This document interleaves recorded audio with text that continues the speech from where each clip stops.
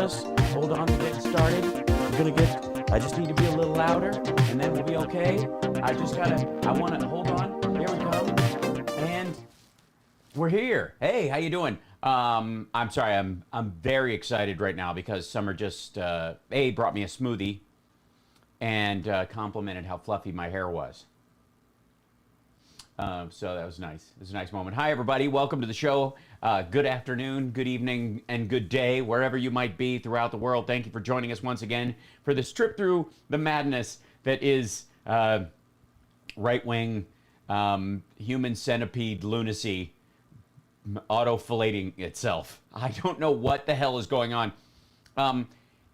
As we all look around us in the world on a regular basis, I think we can all, if you're old enough, if you've got a couple of decades under your belt, at least two past you're turning, since you started driving, if you're 35 years old and older, you got a couple of decades of out in the world around you and kind of interpreting the world as it happens in a different way than, say, a child would, where the world is taken care of by adults. You are now either moving into one of those adults or moving amongst them as if you were, in the case of getting out on the road, driving a car at 16, 17 years old, when you could be coming into vehicular contact with adults, let's just say. Or if you're in Florida, you could be,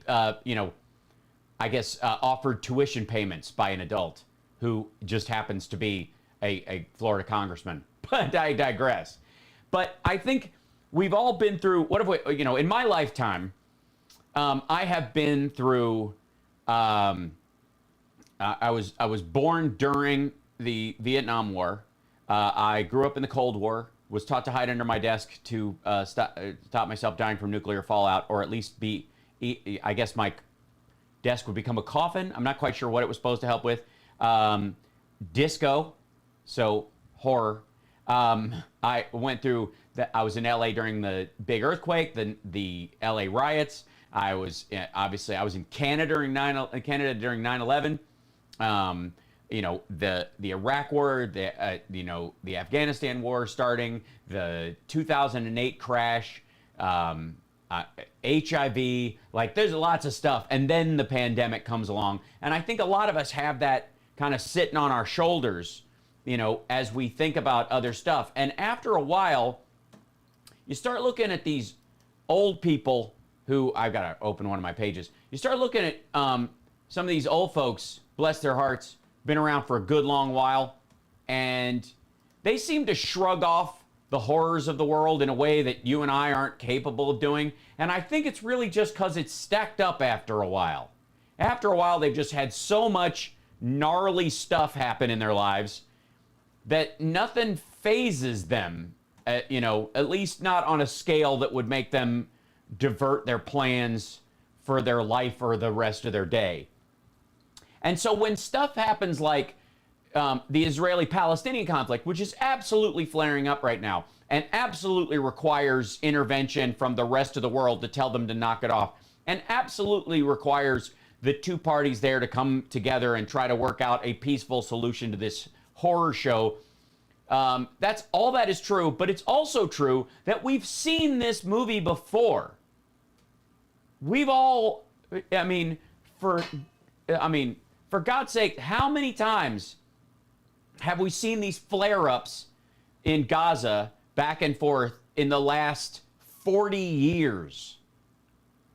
And so to lay that at the feet of even Trump, if it happened during his time, or I'm sure there are people in Germany that are blaming Angela Merkel right now, or people that are, operating, in the UN, where well, this is something we missed or whatever.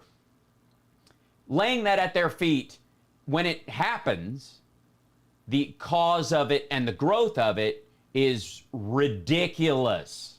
Anyone, I don't care what president it is, I don't care what world leader it is, with the exception of I suppose the leaders of Hamas and Benjamin Netanyahu right now, or the Israeli leaders right now, because they actually have the ability to call something off or start something, right? That's the rest of us are all observers in terms of this.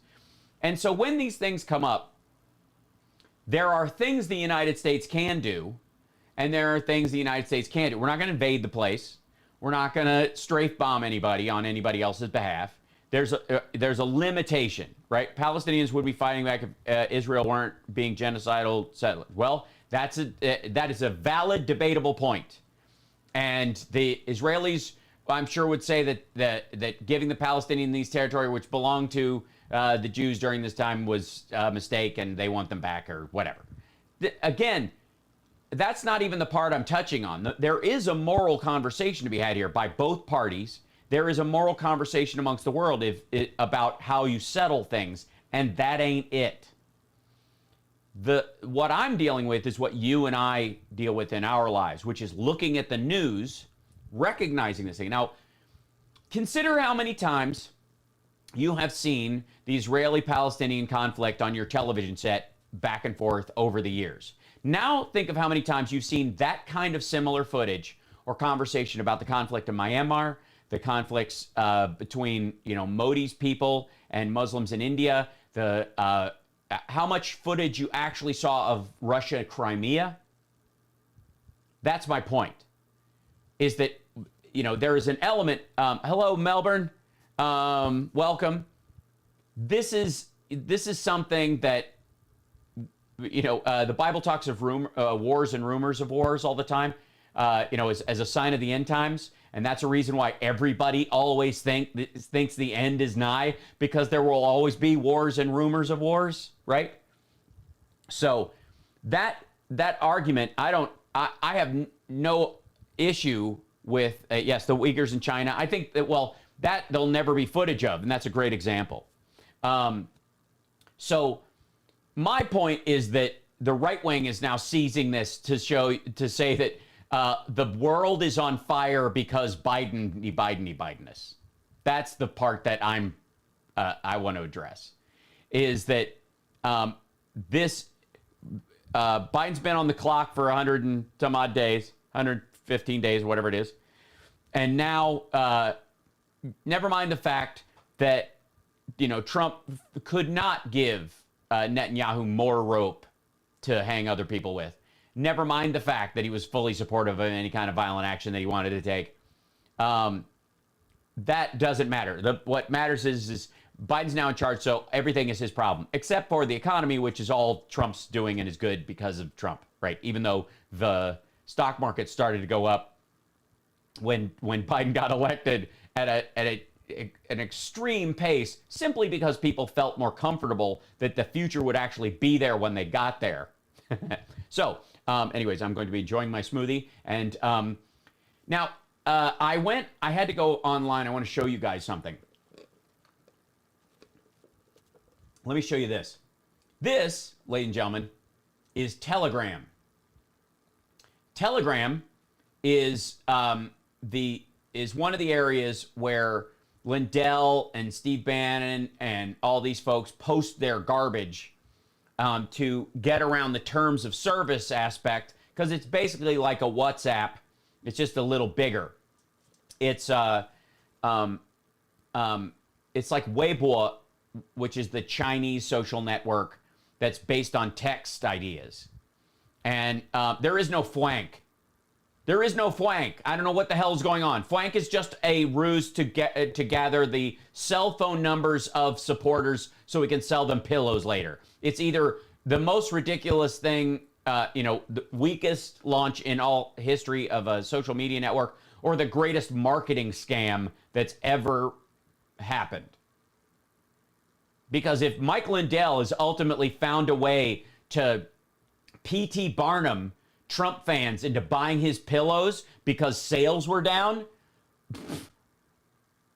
more power to him. I mean, it's going to cost him $1.3 billion, but whatever. So I've got some stuff from this. Some of that includes, this is Lin Wood's Telegram, okay? By the way, I think I can pick a different background, but they didn't give me that option. Do I have a Telegram account? Yes, I do. Am I going to tell you what it is? No, I don't. No, I will not, because I am. It is my under the radar account that I use to look at all these lunatics to keep an eye on them. And he has these little fireside chats, which I thought would be full videos, but they are not. So I had to go on and download these videos of this lunatic. And we've all been talking about how he's straight up, yeah, there he is, 511 Myrtle Beach. That he's in many ways trying to become the QAnon Elvis, right? And it's gotten worse. I don't know the order of these. I apologize because he cut them up and put them in little chunks. And so I'm going to show some of these. And then we've got an interview with that Eric Metaxas dude and Mike Lindell to look at, where Mike is just, he's, bless his heart, I hope he's not using again, because man alive, it's ridiculous. He's doing that like weird tongue jut all the time, and he's rocking back and forth. It's creepy. All of these things. Oh, right on. Thank you. Thanks, everybody. By the way, don't forget to hit the super chats and use the Venmo if you feel like it, or support the show in any way you can. Become a patron. Patreon.com/HalSparks. Also, tickets are on sale for the Rush Tick show this Friday. This very well may be my last streaming live show from home. Afterwards is a Q&A, and then there's a VIP meet and grope digitally afterwards, kind of like the Sexy Liberal thing. So there we go. And then let me see if these, I'm going to turn the alert box down and see if that affects me at all, or just you guys. There we go. All right. So let's check out pieces of this. Donald J. Trump has never considered. Hold on. I want to make sure that sound is getting to you guys. And it's not too loud. Because he won the election, so be cool. It's all going to be good in time. Donald J. Trump is still the guy the military will call for the code if they need a first strike.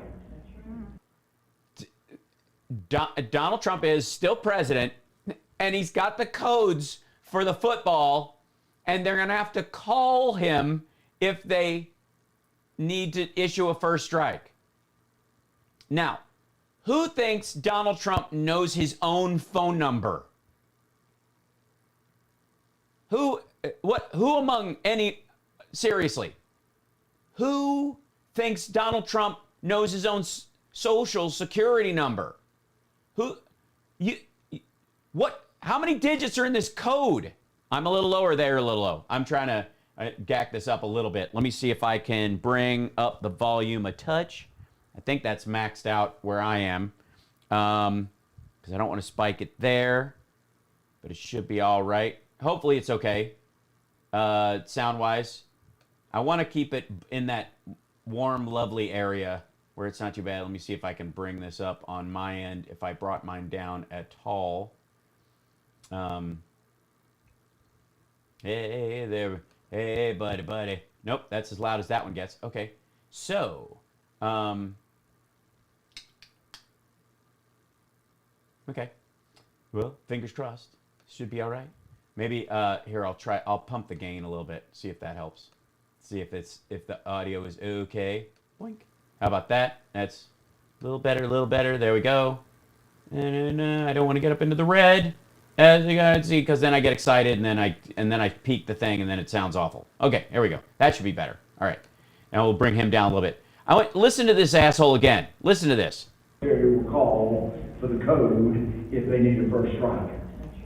Joe Biden. Do you hear that? That's right. There's this lady in the back who's like, honest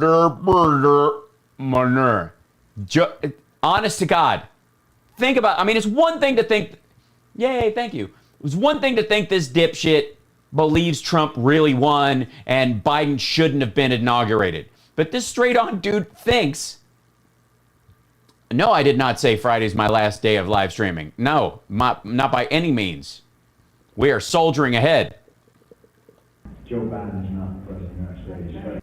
Joe Biden is not the president of the United States, according to Lin Wood, who is, by the way, in case you are new to this whole thing, Lin Wood was on the president's team, the former president's team, on Trump's team. He was removed because he was a lunatic. He still, was fighting the good fight, and now he's touring around the country in the same 5 shirts. You can't hear him? Whoever he is, what he's going on. Listen, I need to hear. Oh, I'm clipping on your end. Sorry about that. Okay. I'm trying to find the sweet spot for you guys. I'll bring it down just a touch. There we go. Hopefully that'll do it. Should be in a nice zone, I think. Right? Yeah. No. Hey, if I try to make some noise. Okay, here we go. That should be all right. Now we go. All right. That said, he's going to get a question from the audience. Stop it. This is driving me crazy. Stop it. This is driving me crazy. Tell me when he is going to be. Has it true? I've been approached by one of the news networks. I'm in constant approach by some news networks. But I'm not interested in changing my life permanently in a way where I can't tour and do stand up and act and all that kind of stuff. So this is more of an upside. If somebody, offers me a situation where I could put my kid through college with 1 day's work on a major network, then we're talking. But short of that.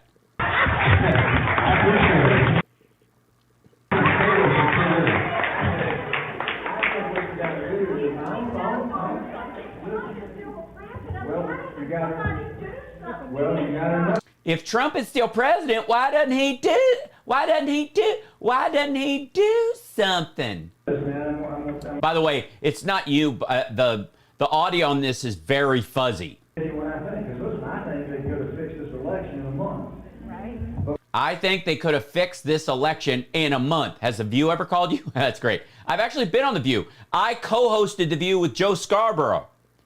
We would have gone right back into the same swamp and the same mess, and nothing would have really been fixed. Nothing would have been fixed if Trump was still president. I'm sorry. I thought the sun shined out of this dude's ass. So remember that this isn't about Trump, and this isn't about the flesh. This is about God. This is not about Trump. This is not about the flex. I don't know what he said. This is about God. Powers and principalities. God's getting ready to clean up this world, and He's got a lot of... God is getting ready to clean up this world. Think about that for a second. I'll get way more of my time than TYT. Well, thank you. I'm glad I've earned it. Because I got to say, I'm not... those guys... I mean, it's bad enough they birthed Jimmy Dore. That's just some awful stuff. Yeah, but God is about to clean up this earth, man. These are the end times. You know how I know it's the end times? Because shit's happening and I'm alive. And my ego tells me that Jesus would wait until I was on earth to come back. Nothing to do in America. So you don't want Trump to come back yet. You don't want Trump to come back yet.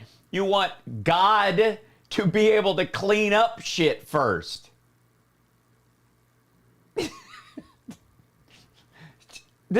You don't think heaven is any different than Trump Tower, right? Trump doesn't clean up his own messes. All right, praise Jesus. Some things are going to happen. He's going to enjoy when the bad stuff happens. He goes, whoa, how do you like that Biden administration? It's not going to be under Trump's watch, but Trump is watching. It's not under Trump's watch, but Trump is watching. So here's what God wanted. God didn't want, he's got to do some awful shit. He's got to, flood some people and murder people and wipe people out in mass and, locusts and shit like that. God stuff. And he's got to do it. I mean, he's got to do it. There's so much evil in the world. God doesn't have the power to just make just the bad people drop dead. No, he's got to wipe out a whole city and, to get 13 of them who are roaming around. I mean, he's God. He's not like he's all powerful. I mean, lightning is pretty sloppy. it's really hard to hit your target, you know? So God's up there and he's like, oh, I got to do all this. I got to flood the whole place again. I got to set houses on fire and burn children alive and stuff. And if I do it when Trump is president, people are going to blame Trump. So this is the theory you're hearing right now. Okay? Holy shit. And so God, just let the election fraud happen so that Trump would be out of office temporarily so that he could do some terrible shit. And people, the faithful, I guess, people who believe in God and believe this is the working of God would blame Joe Biden rather than Trump and then something else. Holy hell. My own personal belief is that he signed the Insurrection Act. Nobody knows it. Okay, so Trump signed the Insurrection Act, according to Lin Wood. I'll tell anybody. I think the military is prepared to act if we have a foreign threat or an internal threat that can't be handled by the police and the National Guard. And we're going to allow there to be what appears to be continuity of government. We're going to, oh man. We're going to allow for what appears to be the continuity of government. Who's we, dipshit? About some things where you're learning about what you're good at. This is Lin Wood. And oh, look at that. They got a thin blue line flag in case a cop shows up and they have to gouge his eye out with it. You've really gotten Biden. And by the way, he's just talking to a ladies group with a couple of dudes. What the hell is Child sex. that? By the way, that's the lady that was asking the question, like, when's he gonna do something? I know he's still president. When's he gonna do something? Is not. This was this was yesterday. This was last night. Overnight. It's so true. So let me catch you up in case you're just joining us. According to Lin Wood, the Army, NORAD, has to get Trump on the phone because he's the one with the nuclear codes. And if they need to launch your first strike, they're going to have to call him. If he's on the green, it'll have to wait. It's been generations of people worshiping the devil. They hide it. And they hide these children. Oh, this is where he's going into they're baby eaters and all that kind of stuff. So this is the big angle of his whole work. Were the explosions in the tunnels in Washington, D.C.? Why did I have a man whose wife worked for the Trump administration? When I went up to the Museum of the Bible, the person I went over and had breakfast with them, and they lived several blocks down from the Capitol, and we were driving. It's a great story, bro. Back to the museum. He looked at me and said, Lin, when the last explosions ended, it was like a veil of evil had been lifted from this city. Do you know what they were doing in those tunnels?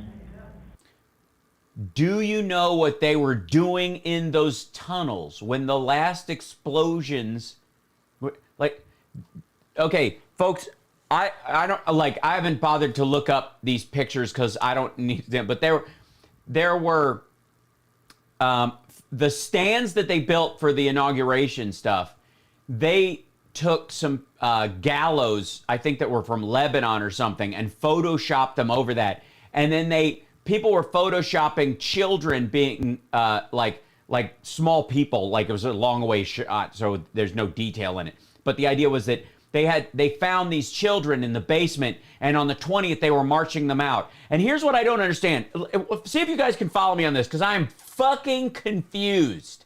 So the gallows were happening, and supposedly that was when they were saying Biden and Hillary have already been hung, and Pelosi was already hung, and they've got I guess pre-aged clones in their places. Like, that's a bunch of Q stuff anyways. But the one part that really stuck with me in this, and this is what he's talking about. Did you know what they were doing to the children in those caves below the White House?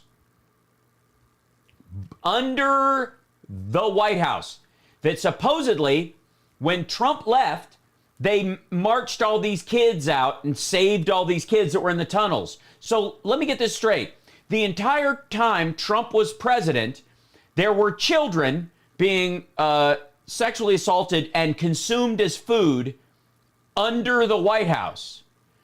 Never before have we ever seen in any circumstance any children being marched out in a line out of the White House. Ever. Not ever.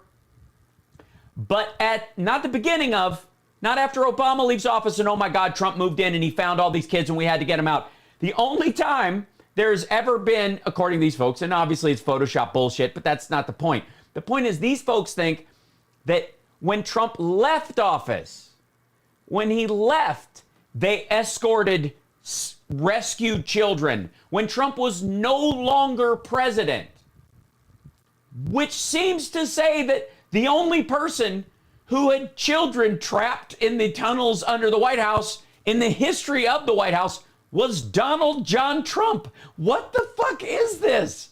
What are you saying? When spread to right? Do you understand what is? Does anyone? Am I losing my mind? Am I completely bonkers about this? If they were like, oh my God, did you see the pictures of them getting the children out of there on the day Trump was inaugurated? I would almost think like, okay, it's still bullshit Photoshop nonsense, but at least they're making the case, right? But what we're finding out now is that these children were apparently rescued once Trump was no longer president.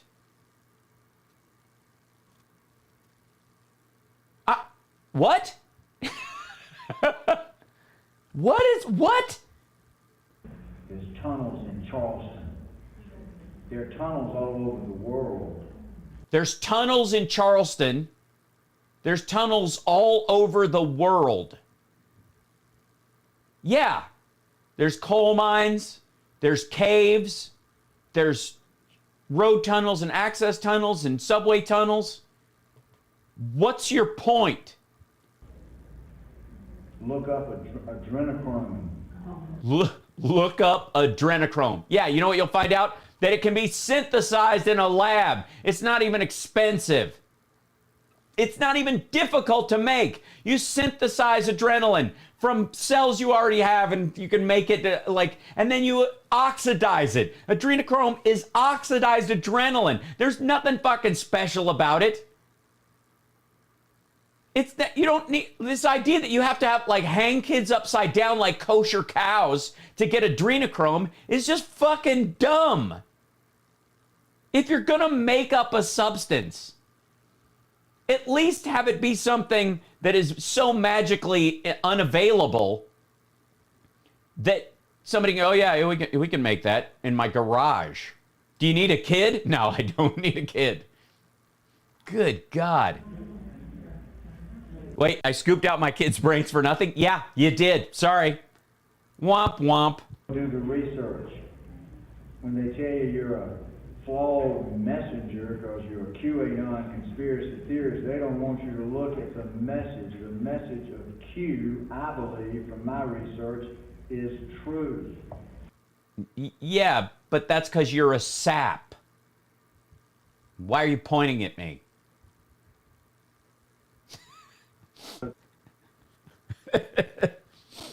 Donald J. Trump has never conceded, has he? Yes, he did. Won the election, so be cool. It's all going to be good in time. Donald J. Trump is still the guy the military will call for the code. Okay, it started back at the top of this thing, whatever. Jesus Christ. Let's, here, I'll grab this dude, and he's touring around with this shit. Look at, they've got a little banner that they put on his desk. I mean, he's been to Staples. He's got his game, he's got his A game as far as his signage going around. They're dressing up the ladies auxiliary.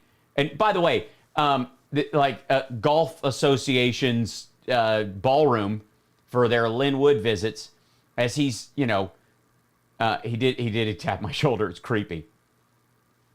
He's got his blue line flag. He probably brought that with him. And then this little Lin Wood sign, which is that's his thumbnail on a bunch of his shit. His Lin, We the People since 1776. Win with Lin. Oh, God. They need a person. So, hold on. No, this video. Sorry. I know that you have facing you a number of pressing issues. And I've got some snake oil that if you rub it on your liniment parts. By the way, who among you believes that if adrenochrome was really a thing, every one of those women at this thing would go, I don't know, were they good children or bad children? I know that Horry County has a problem with child sex trafficking. It does? I mean, okay, for the record, I have a problem with it. I don't like it. I think they're amongst the worst humans in the world. But that doesn't mean it's rampant. Thanks, Robert. Maybe they believe that's what happened to their own brains since they seem to be missing them. Yeah, someone ate Lin Wood's brains years ago.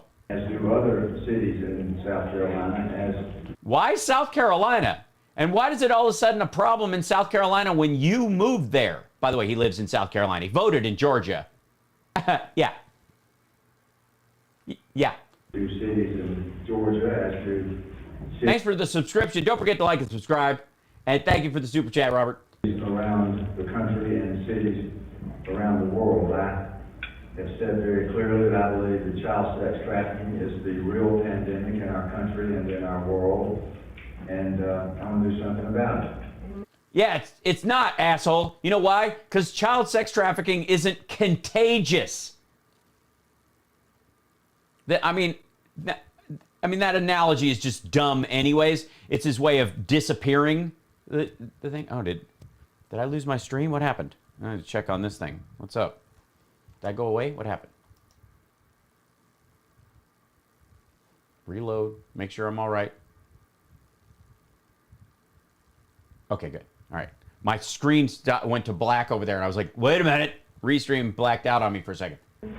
I know that you also have issues regarding gaming. There's an effort to bring gambling to Horry County. Oh, wait a minute. Child sex trafficking is one thing, but gambling? Next thing you know, they're going to have a lottery. What the hell? Dude, you got to kind of build up to it. You got to build your sin pile. You got to understand that you got a lot of children here who are born out of wedlock, and that's a breakdown of the family, of course. And I know these folks want to bring gambling in here, which is always a way to drive, like P.S., also, there are tunnels under your city where they are eating children. What the fuck? And I suspect that y'all have looked into Atlantic City, and I doubt that you want to see Myrtle Beach become another Atlantic City. Yeah, nobody wants a Trump Tower in their gambling. You don't want Myrtle Beach to become another Atlantic City? You mean with all its tourism and money? What? He means there's a lot of black people there. Thank you, Diana. My husband is now calling you a communist. Why? Because you finally made him share in the dishes? I know there's been discussions I've heard about bringing I-73, and somebody, I said, well, what's the reason for I-73? And they said, it'll help us with the evacuations during hurricanes. We have hurricanes here, and we can evacuate Myrtle Beach. I said, yeah, they want to extend I-73 down here. That'll help us evacuate during hurricanes, but what it's really for is bringing in baby parts and gambling chips. Okay. What do you think the Qs would hear if they played Paul Simon's song Kodachrome backwards? Hurricanes and evacuations. How many evacuations have you had in the last 20 years? They said, well, they're getting worse, and it's all right. One. I said, how did it go? They said, well, it was fine. I said, why are you going to fix it if it's not broken? And then they said, well, it'll help with alleviate traffic congestion. Now, from 1979, when I moved up from Macon, Georgia to Atlanta. This is going to be a good story, I can tell. Until I officially left Atlanta in January of this year. Okay, and everybody writing this down. January of this year, left Atlanta, where he wasn't actually living, and he voted, even though he lives like 10 miles from where he's speaking right now. which isn't, yeah, you're right. That's a crime. 2021, I watched one interstate after another interstate after another interstates around the city, widening every interstate. It seemed like they never stopped working on interstates. Obviously, it's a plot. It's not that because you're an old son of a bitch and you've been alive a long time, more people and more people and more people have gotten and can afford cars. And therefore, and you're in a place like South Carolina where they eschew public transport. So rather widen the roads so we can pull over poor people rather than provide buses and trains and yeah. If you haven't been to Atlanta lately, watch out because the traffic is awful. You don't even want to drive. Yeah, the traffic would be so much better if they just hadn't widened the freeways. Was Trump going to make this asshole Secretary of Solutions? What the fuck are you talking about? They keep widening the freeways and the traffic is awful. Maybe if we just made them thinner, maybe traffic would be better if we just made the roads so thin no cars could fit down them at all. What? I would drive from my home in Buckhead down to my office in Midtown. Interstates do not. By the way, Buckhead is a really cool area in the Atlanta area. It's where the Dixie Chicks, who are now just the Chicks, have their ice cream store. And there's a store in Buckhead called Junkman's Daughter, and I go there every time I'm in Atlanta. And it's like this really eclectic store that sells it's like a comic book store without comics. They sell weird T-shirts and knickknacks and bric-a-brac and silliness, and you can get like a spatula shaped like a guitar and, you know, novelty gifts and stuff. It's really awesome. But it's called Junkman's Daughter. If you're ever there, he said Buckhead. It's only fuckhead when he's there. Alleviate traffic congestion. Interstates cause traffic congestion. There we go. Solution. Why has no one, finally, someone who speaks the truth?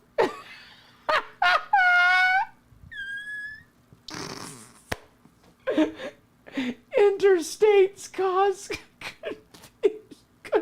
congestion. Jesus Christ.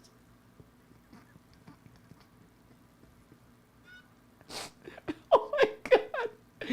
We paid to see this? When is Trump gonna be president again? Son of a bitch. Interstates. Who the fuck brought this guy? Angela, is he one of your guests? God damn, this dude is dumb. I want my money back too. You can't. This is part of your membership. Son of a bitch. So, while I would not Is he gonna sing some Elvis songs or what?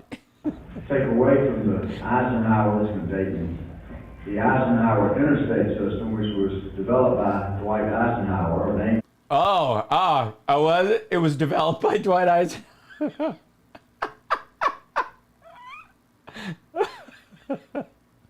to set up a system of highways around our country for national defense. Oh, that's yeah, just to get tanks everywhere. And then these people fucked it up by driving on them. We should have a tank toll. If you're not driving a Hummer with a Trump flag and mounted 50 cal, you can't get on the freeway. These are not for cars. Stick to the side streets, you loser. You commie. So they could move military troops and supplies. That's why you see He's just always making little cues in the air. I don't know where the fuck he is. But they paid him to be there. They paid this dude to show up in this room and talk to these ladies, and they all want to hear what he has to say, and they're all pissed. there used to be a long straightaway in Macon up at Bass Road, and some of my friends and I used to go out in high school when we drag raced down there. We used to run as fast as a mile. The statute of limitations is over, so it's okay for me to tell you that. But they actually did it so they could land planes. So So he's just letting you know that he's the villain from American Graffiti. I would say look into all of these issues. It's your Yeah. Don't just look into child sex trafficking. Don't bog yourself down with that. Also, try to stop interstates. Honest to God, I was not expecting this. I was not expecting a wholesale attack on traffic. This is fucking brutal. I just wish they would. I wish they would cut to that blonde lady and play the Curb Your Enthusiasm scene every time he picks another weird cul-de-sac bullshit argument. It's your county, it's your Myrtle Beach, and you have the right as the citizens and the people of this community to decide what you want and what you don't want. Which is why. Well, I mean, you have a vote, but the majority of the people in your area, including the majority of the people in that room, who have businesses themselves, their husbands have businesses, their children have businesses, are going to look at the I-75 expansion and go, oh, it's going to come down here and we'll get more business? Fuck yeah. How big does he think the anti-interstate vote is in this situation? Running for chairman of the South Carolina Republican Party. Not because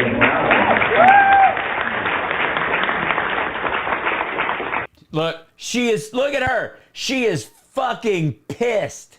Look at her. She's livid. When is Trump coming back? That's what I paid my $8.75 for.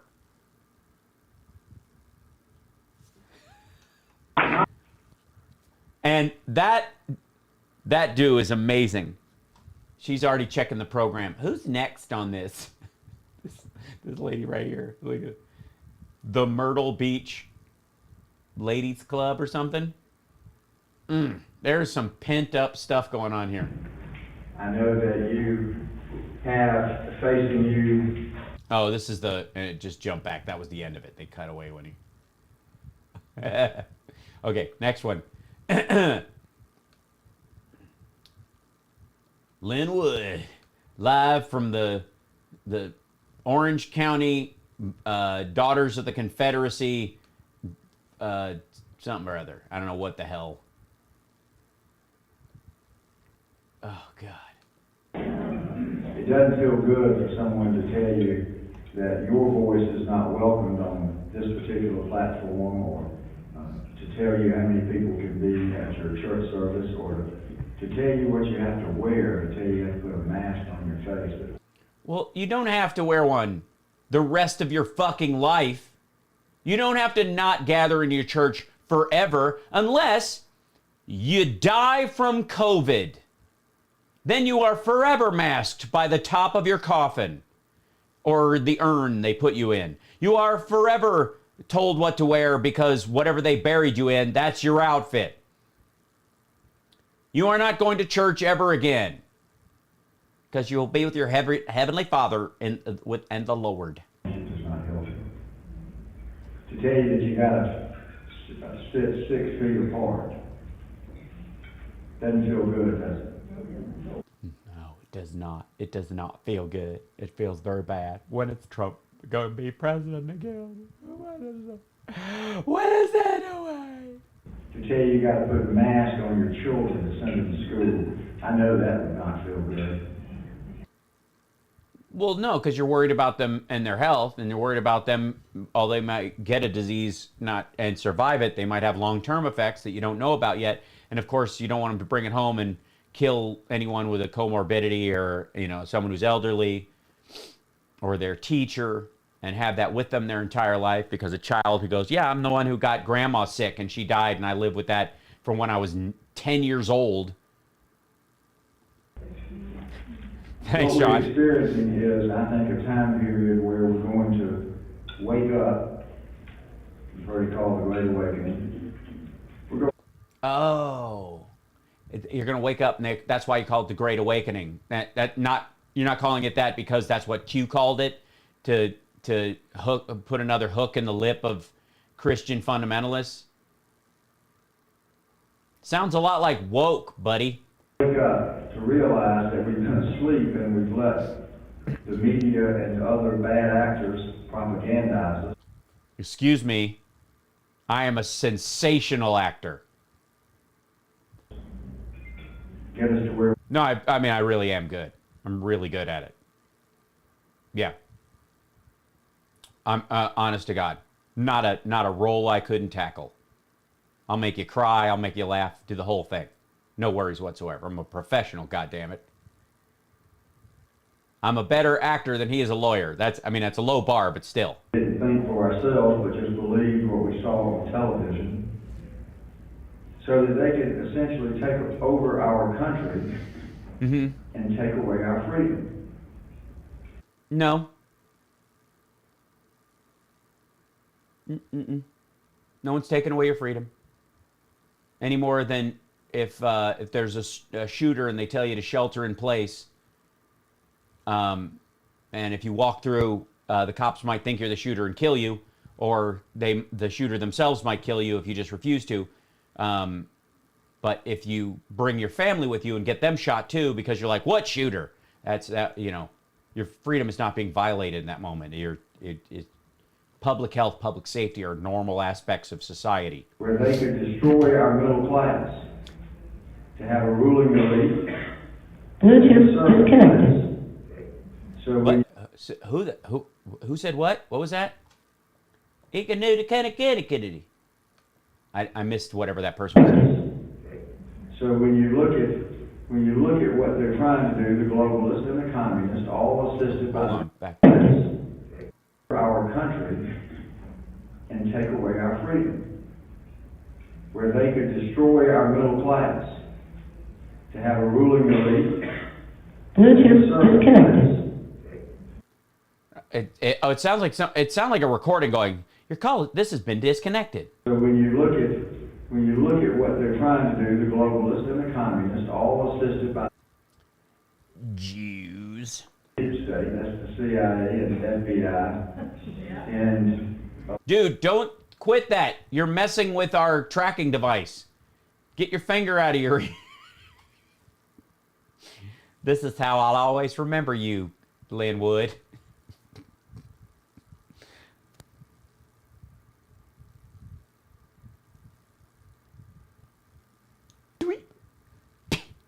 Oh my God, I caught one of his ear boogers. our people in the Justice Department. Oh my, his Bluetooth disconnected? Yeah.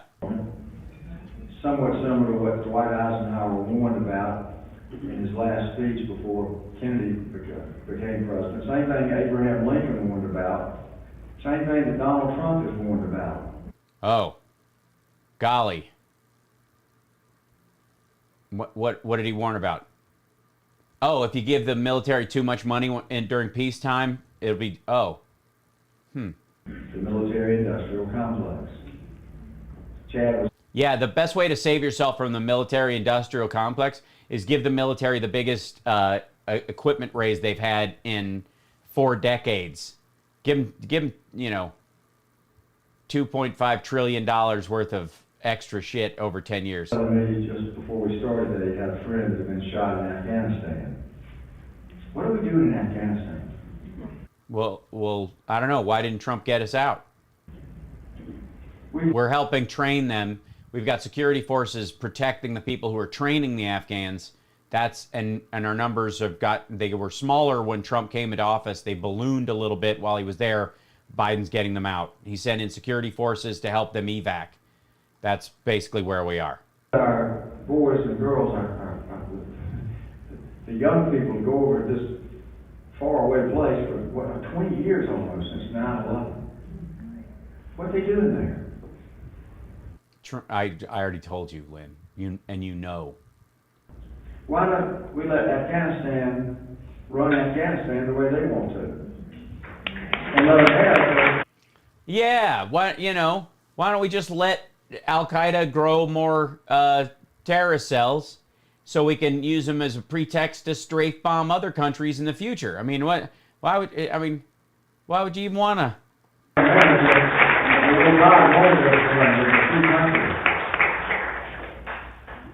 CIA that began a propaganda program in the 1950s called Operation Mockingbird.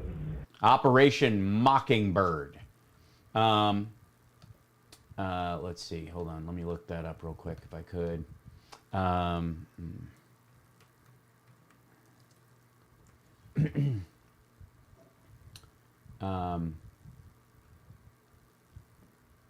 Yeah, that was a program started by Carly Simon and James Taylor. I'm looking it up right now.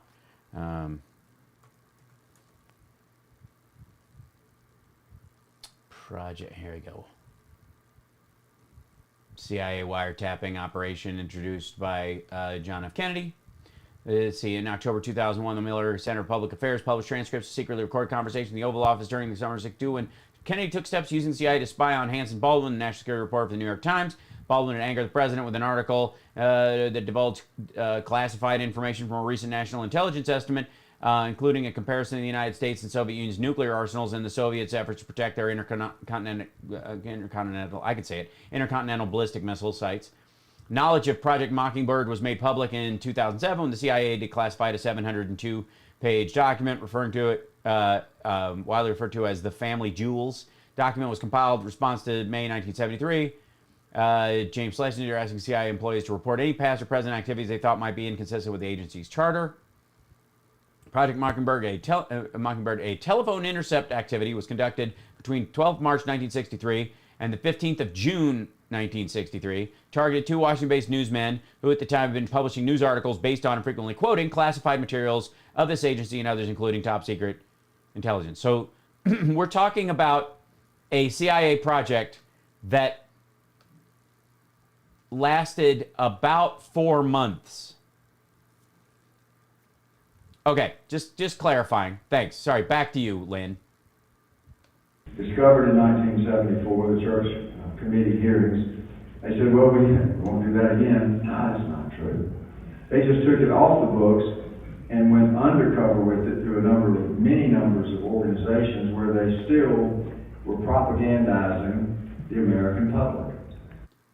Mockingbird wasn't a propagandist effort. It was an effort to stop journalists who had access to classified information and were publishing the number of missiles the United States had and where they were, and they considered that a national security threat. So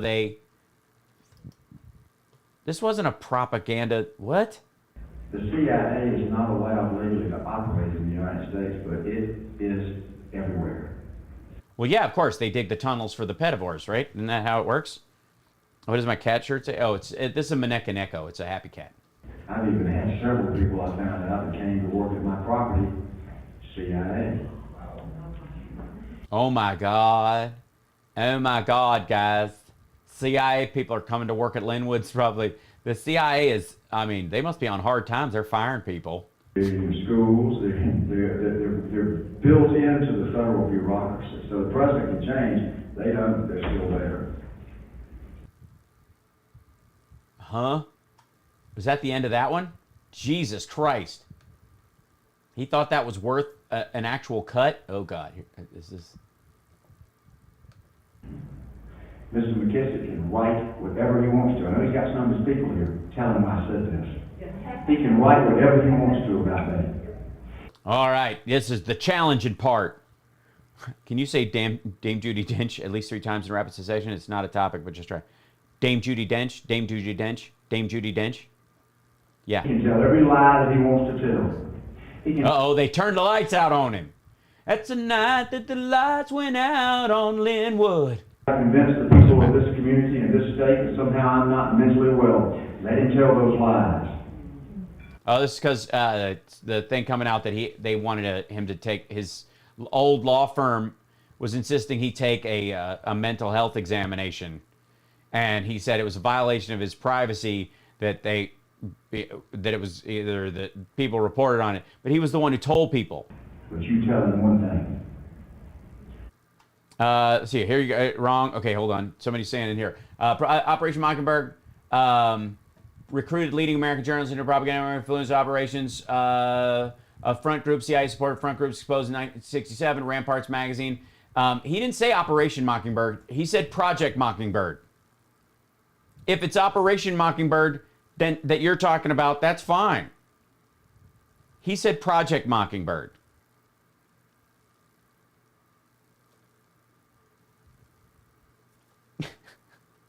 Truth does not change. Truth is incontrovertible.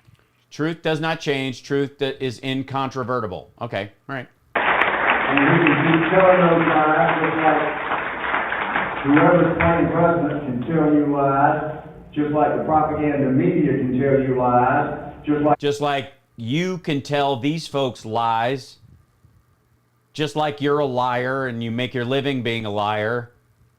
Yeah, and a lot of politicians can hide what they're really doing with your money and they're doing in their spare time, but what I know is what God Almighty told me.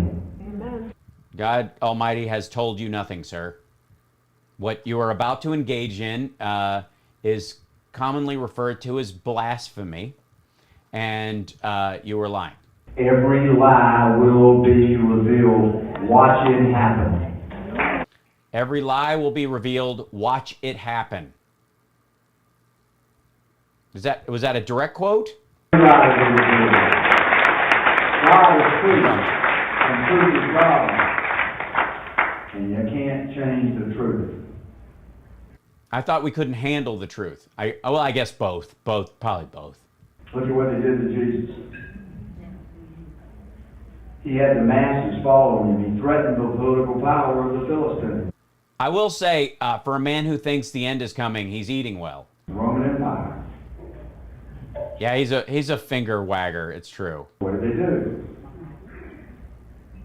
Is it just me, Hallerswood, just talking to hear his own voice? Yeah. I think that's. I mean, I'll tell you why he's talking. You want to know why Lin Wood is talking?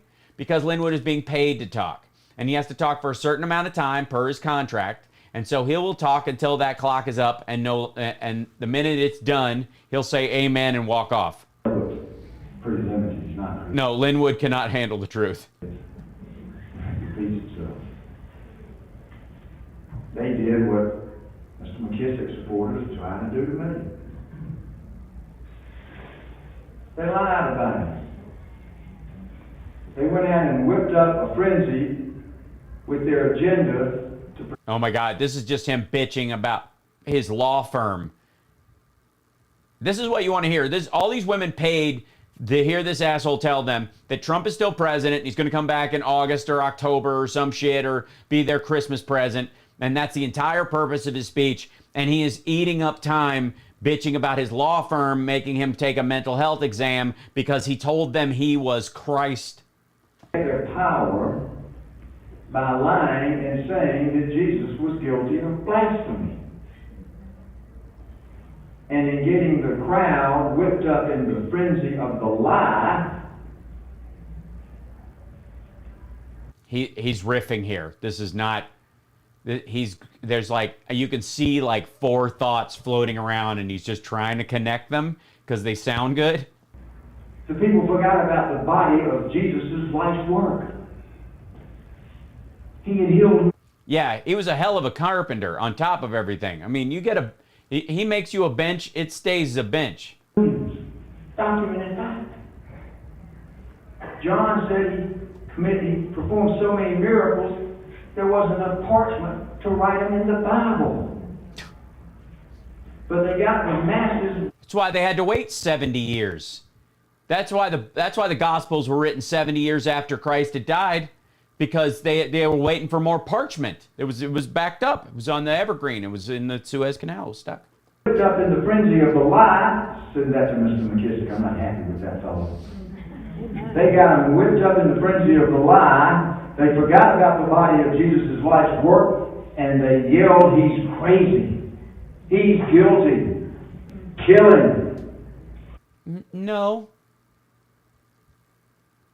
The body of his life, they didn't forget about the body of his life work. They didn't buy it.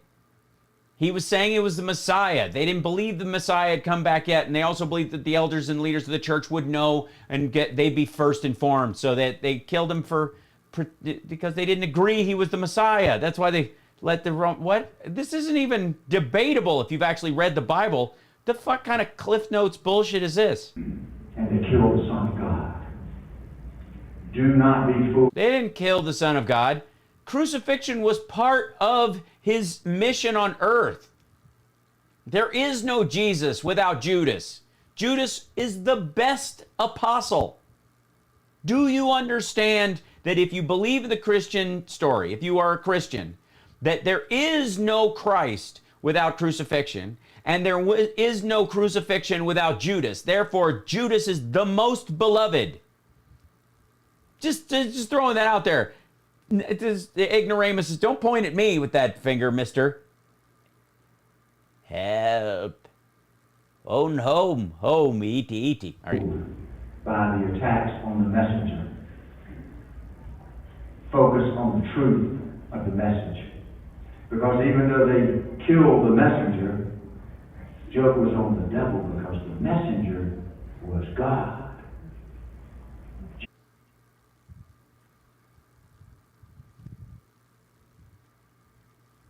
They didn't kill him because of his message. They killed him because he claimed to be the Messiah. And they didn't. They thought they would know who the Messiah was. Jesus was man and Jesus was God. All right. The whole point of Jesus was being born was to die for our sins. He had to die to be Jesus. Exactly, Rob. That's the whole point. If I was there, I'd have stopped the crucifixion for my Lord. Well, then you would have interfered with his mission on earth. Oh, this is okay. That's the end of that video. Okay, one more. I can't take much more of this dickhead. And I keep having to look at this lady's part. All right, she was napping right up until showtime. This lady right here. You need to run a brush through that baby, because everybody's going to get a little crown swirl. Well, I got long hair. I know. I got to get that brushed out. Otherwise, it gets all mashed up, and you can see my scalp. My hair's dark. I get it. It's okay. Amen. And the prayers have increased in number and intensity and in frequency. Well, that should matter. How about in integrity? God hears those prayers.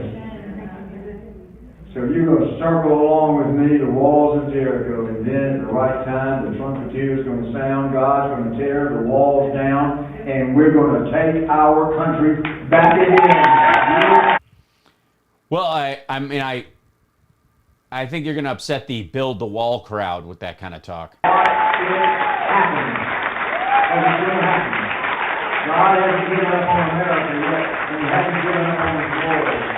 You don't get a lot of it in the mainstream media, the propaganda media, but if you get to where you find truth tellers, look at what's happening around the world. The people are rising up. We're going to have... Yeah, people have never risen up before in the world. We've never had uprisings.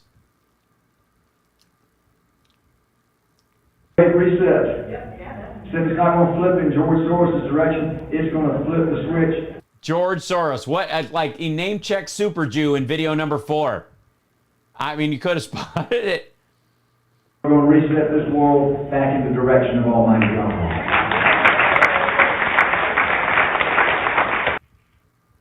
What a flim-flam artist. And by the way, may I end this little segment on our beloved Lin Wood with, let's see, we'll find this one. Is it this one? Nope, that was the first one. Is it this one? Hold on. Yeah, so I thought I'd end on this one because this is how he ends it. Now, understand, this man has been talking to a room full of conservative women and a couple of men at their gathering about how Trump's going to take over again and that there's going to be a moral reckoning and that, it's a time where the Lord is going to cleanse the place. Just keep that in mind for this one. Let's see what you write on. By the way, I love him snatching this mic from this woman. And that outfit, is she wearing it looks like a leather garbage bag. I don't understand. Like, she looks like she cut holes in a leather sack. Just saying, it looks like a fetish outfit. And this is him. This is Lin Wood's about to bring it home. This is the tail end of his thing. He posted this video. Yes, he's holding a beach ball. With an American flag beach ball. No. Okay. Let's see what you write on. And ladies I don't want to hear one joke about me throwing these balls out, okay? And ladies, I don't want to hear one joke about him throwing these balls out here. And there you have it. And hi, Rob. Welcome back. Good to see you, brother. Yeah, Rob's always lying. He's always listening. But, you know, he's a busy man. This fucking creep. He's just trying to pick out which one in the crowd he's going to throw his lanyard to this time. Jesus. I know. And like, if he was doing this and he was running around the country like Giuliani, I mean, it would be gross, but it wouldn't be that big a deal. But he just spent half of his speech talking about the Lord's going to have a reckoning, and we're surrounded by evil, and then he ends on a I'm throwing one ball. Apparently, I guess it's a Hitler thing. Throwing one ball out into the crowd.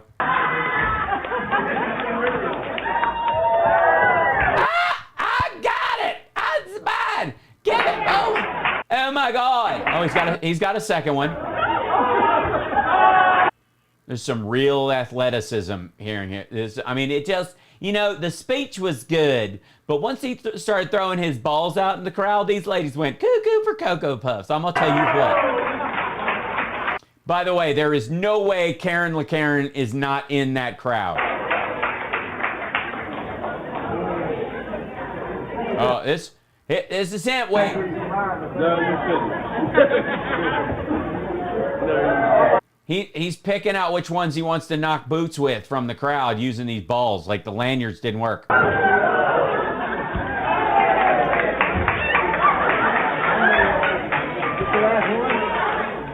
Is this the last one?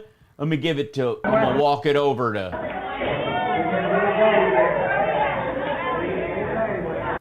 This is like a Nickelback concert, and they whipped out the T-shirt cannon. Oh yeah, Betty Loco. This is a room full of. This is a murder of Karens. This is a gaggle of Karens. Look at this creep. Look at that. How about I give you a little kiss? I'm gonna give. You might. And look at these ladies. Like, oh my God, you kissed Lin Wood. I did. I'm not afraid of whatever. It's funny. You know, he hasn't got anything that I've already not caught. Yeah. Oh, he gave it to her. He just handed it to the chick that kissed him. This is so fucking gross. Oh, fucking she just straight up Jordaned it. Oh, she had it, and then somebody else tipped it out. That's good. And look at the one, the silver jacket got it for the 3-pointer at the buzzer. Geriatric. She's like, and and I didn't get one? Is it because I look like Randy Quaid? Sorry.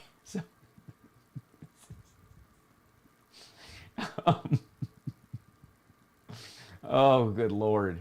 So, and this dude is on a tour. Like, say what you will about Matt Gaetz and that bullshit that they were pulling.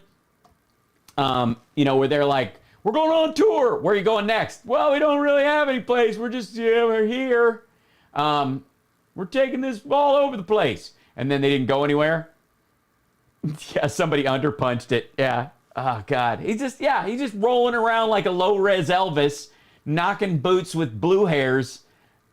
God damn. Thank you, Benny Logo.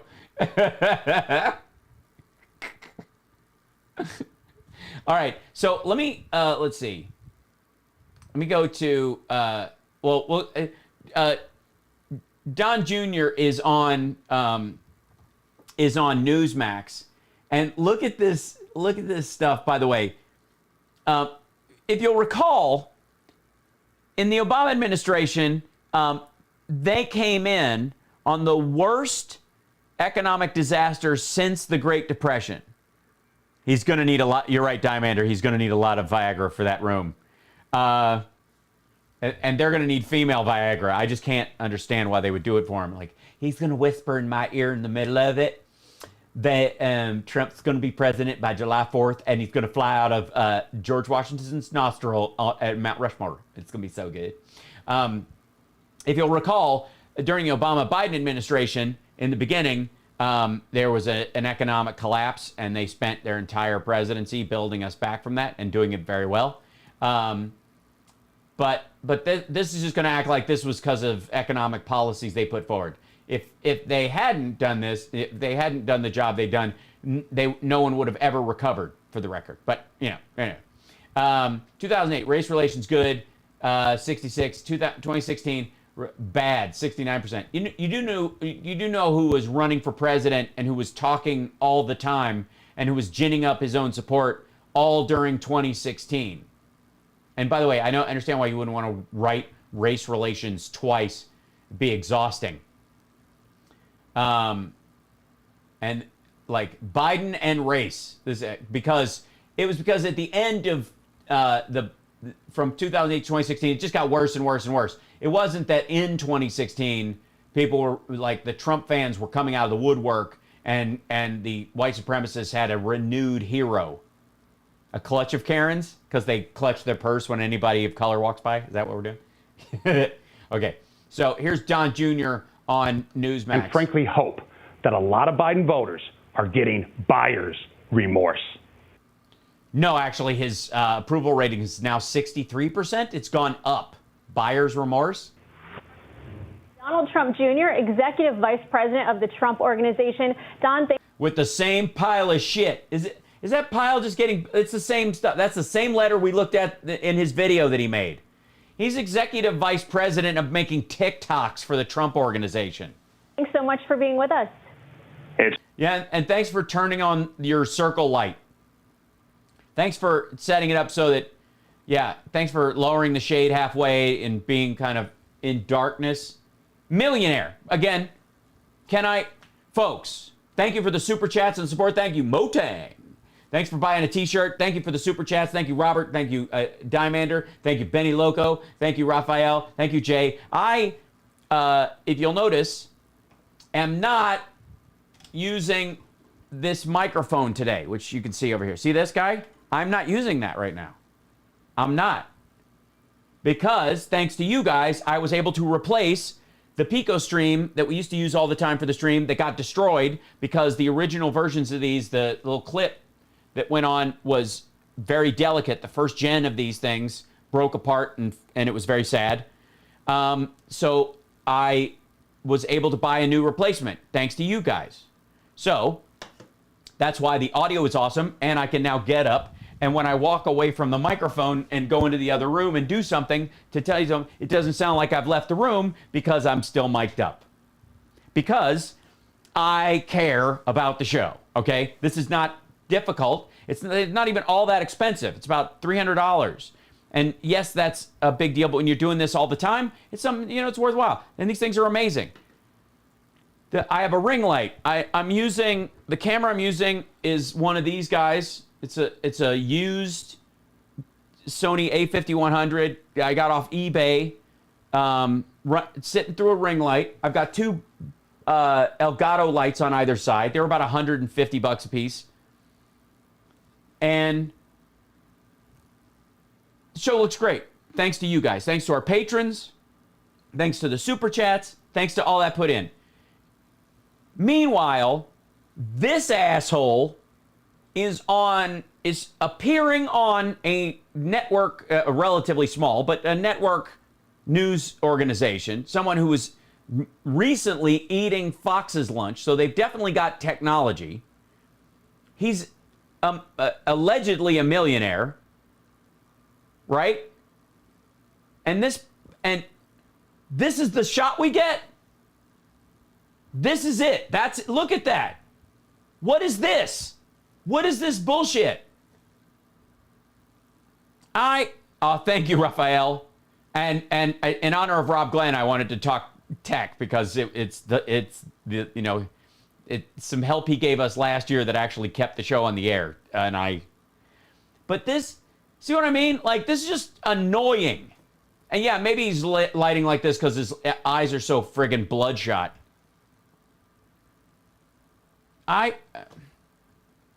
You can't put... I don't get it. I don't there's no excuse. Oh, thank you. Thank you, Natalie. Thank you for the stars. Thank you, everybody on Facebook, for the stars as well. That really helps. It really, really does. Memberships everywhere, all that stuff. All of it helps. And I'm just trying to grow this piece by piece. We try to make this better and make it, so that I can expand the show and have it be of quality and reliable for me and for you guys. And then the next step is I'm going to save up and buy 2 more of these things and have a 3-camera shoot at all my stand-up shows. And I'm going to do what I call Sunday stand-up, where I live stream the Sunday show when I'm on tour, when I'm doing a weekend of stand-up. The Sunday show will be live streamed and everybody can watch it thanks to you guys and that stuff with a live switched full-on thing. And I'm like, if I can do that on the shoestring I'm operating on, this prick can't. He does nothing in that office. He's not doing any fucking work. That pile hasn't changed in weeks. He only uses his office for his little promo videos that he puts on Rumble. Yes, I did, Amy. Thank you. Thank you so much. Okay. All right. Technology rant over. God damn, this is annoying. It's my pleasure, guys. Good to be with you. Oh, and he's on phone audio. He's using his his AirPod audio. There's not even a mic there. And again, I should probably move this down. There you go. You hear it move? So that my hair doesn't ruffle on it. When you come to sort my studio out, I'll gladly do it, Benny Loco. I swear to God, I'm gonna start after the current unpleasantness is over. One of the things I'm gonna do is continue to outfit people's studios just as community service. Well, first thing I have to ask, we've got a few Trump family members that could be. I got a couple of. My first question is, why are you backlit like an asshole when you know you're going to be on our show? Making runs as we look towards 2022, 2024, including possibly your father. He's indicated that Not happening. That is Thank you. A possibility. Level 2 hype train. Now, curious, what would be the Trump America First solution to this situation that we're in? Yeah, tell us what you would do? What would be the guys? I think you go back to the policies that were working, right? You had 4 Middle East peace deals, and look at what's going on in Israel right now. I'm sorry. Did he have a peace deal with Hamas? He gave $50 billion worth of military equipment to 3 different countries. There was never any Palestinian deal. There was never even an approach to do it. What policy would have worked in terms of Israel and Palestine? You had American energy independence, and now we have gas lines and gas shortages all over the country. We don't have gas shortages. The pipeline was shut down because it was hacked. Because during the time Trump was during Trump's presidency, he was undermining our cybersecurity at every turn. You have the Russians hacking pipelines, supposedly. You have a crisis. Yeah, nice of you to throw on supposedly. So I guess that Trump Tower Moscow deal is back on. At the border that wasn't a crisis. You mean because COVID? It's pretty laughable. I mean, Joe Biden, they're giving him all this credit because he inherited Trump's vaccine and Trump's vaccine plan. Well, I'm sorry. Trump's vaccine plan was army trucks in Walmart parking lots, if you'll recall. The reality is he hasn't done anything. So I'd go to those policies. He's created a disaster, frankly. And, the media. Yeah, I mean, that guy's beard's a disaster. That guy was clean shaven when Trump left office, and now he's wearing Trump's hair on his chin. That's actually Trump's actual hair. It's been roaming the across. Hold on. Now I've painted myself into a corner. And I can't not do it. Seriously, how is that not Trump's? All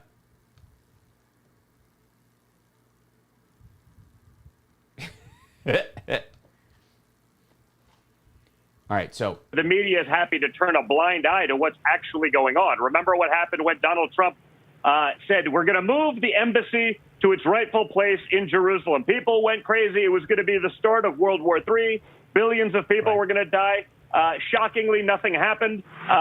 No, it just gave Israel the fortitude to start moving settlements into places, which made this progressively worse and led to this circumstance. Now there's violence in the Middle East all over the place, and yeah, that's never happened before. Nothing to see here, folks. We're totally oblivious to what's going on. It's pretty pathetic. The U.S. and the UN met about this. The U.S. is actually working both overtly and covertly behind the scenes to put a stop to this as best we can. Again, it's not our country, so what little leverage we do have in those circumstances. You know, Don, let me ask you, nobody would love for America to retreat back to the 1970s, which we've been talking about is unfortunately happening. Nobody would love that more than China, than the regime in Beijing, particularly economically so. And it's impossible for us, though, to get our retreat to the 70s. Is this a Carter reference? Or it's certainly not a Nixon reference because, well, our full economic vitality back, the kind we had before the CCP virus, unless the blue states and blue cities end these draconian lockdown restrictions that are very much at the impetus. Why? Why would it matter if the blue cities and the blue states end their lockdowns? I mean, they're not. What value would that add? Oh, I see. It's because the blue states and the blue cities are the ones that bring in all the economic power of the United States. And the red states are a fucking drag. It's nice to see you guys admitting that finally. Of Dr. Fauci. Now, I want to ask you specifically about a tweet you put out about Dr. Fauci. You said China could not have picked a better person to advise us. What did you mean by that, Don? Well, obviously. Well, 100%. I mean, I think if you look at the facts, if you look at the things that he called, if you look at the models that he made, I don't believe any of them are actually ever turned out to be correct. We seem to be. Yeah, they did. And literally, the warnings that he was giving and the things that we needed to act on, your dad said, I heard him, but I didn't act on any of them. I didn't do the stuff that he said to do. So claiming that stuff doesn't work when your dad actively was against it. To be basing decisions on, his pseudoscience. Pseudoscience. And China's thrill. Not hard science like hydroxychloroquine and shoving a light bulb up your ass and drinking bleach. I put out another tweet the other day, which was, oh my God, another tweet. Joe Biden is essentially Jimmy Carter 2.0. And I handed you your ass. And apparently you're still smarting over it. I know for a fact my tweet got to him. And people were like, oh my God, they lost their minds. Jimmy Carter was a nice humanitarian guy. I go, that may be great, but the presidency was a disaster. Whether it be, again, No, it wasn't. As a matter of fact, the violent crime went down in the 90s largely because of Carter's move to remove leaded gas from the country once and for all, to put us on a path to get rid of it. And 20 years, nearly to the day of peak lead gas in our atmosphere, crime went down like that. It just started to drift down. Carter saved a shit ton of lives. Everything, right? We're seeing the gas prices. We're seeing the Israel going on. You had an equivalent crisis then. Our enemies are laughing at us because, our FBI, our CIA, our president, they're more concerned about checking off a bunch of woke talking points than they. Yeah, that we dealt with this. That's the video they're still hooked on. I mean, he's got his 4 Post-it notes on the top of his screen of the things he has to hit. They are actually doing what they're supposed to be doing for the American people. You saw. They are. They are waking up every day trying to make sure the country doesn't get attacked. They're giving their lives. Many people in the CIA giving their lives in secret to protect the country and people they don't know or never will know. Same thing with the FBI. 2 of them literally were murdered trying to stop a child pornographer in January. They were first through the door, man and woman, left behind 3 kids. Fuck you. You saw those recruitment videos from the CIA. It's like, guess what, guys? I don't want my CIA agents and my workers there to have anxiety disorders, okay? I don't know. I don't have a problem with people that have anxiety or disorders. It's a terrible. Yes, you do. Terrible thing. I'm not sure I want those people on the front line of defense against. They're not on the front line of defense. China, against Russia, probably doesn't end well. Now, I know you're not allowed to say that in 2021, but I've sort of made a brand about not caring. Yes. If Don Jr. has a brand, it's not caring. Speaking of that, Don, you make a great point. You know, you're very active out there on Twitter. You're posting videos to Rumble on a regular basis. Really? Yeah. That's what he's there to promote, by the way. That understand that when you agree to do a segment on a news show, they either offer to, pop your book at the end. But if it's a celebrity or somebody where you've got multiple offers in certain situations, they'll always kind of sweeten you coming on with, we'll promote your thing you're currently doing now. Like, I'm not, more than likely, my PR person, where I'd have one currently, which I don't because of COVID, were I to talk them into, if they'd ask me to do an event or something like that, promoting this stream would be part of that. It would be the thing that they would sweeten the deal on. Oh, thanks, Cassie. Really reacting to what's happening in the first 100+ days of this administration. Your thoughts on big tech bias and what that means, not only as we look towards our upcoming elections, but also for our viewers out there. Yeah. You're on little tech a lot, like Rumble.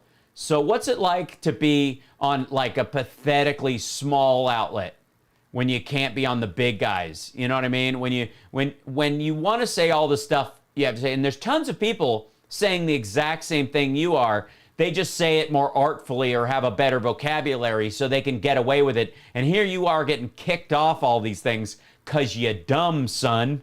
What's that like?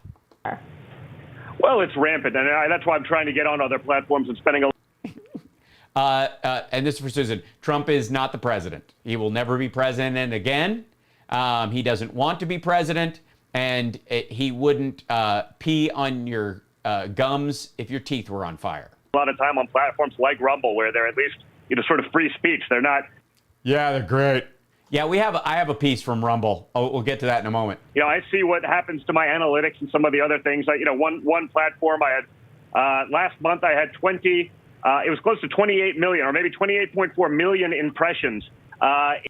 And then impressions. In a week, in a 1 week period, and I got 304 new followers. I had an average post count that had an average like of about 250,000 likes. Yeah, your impressions aren't the followers, and people are watching you for news purposes. Per post, and I only got 304 new followers. I mean, I have a feeling something's off. Yeah, people check you out and go, oh, same old bullshit. Never mind. Pretty good at statistics over at Wharton. This was sort of that's what we call a statistical anomaly. But when it's an anomaly. No, it isn't. It's a sociological effect of you being boring as fuck. Every week, and it seems to only affect certain people, those who are loud and conservative.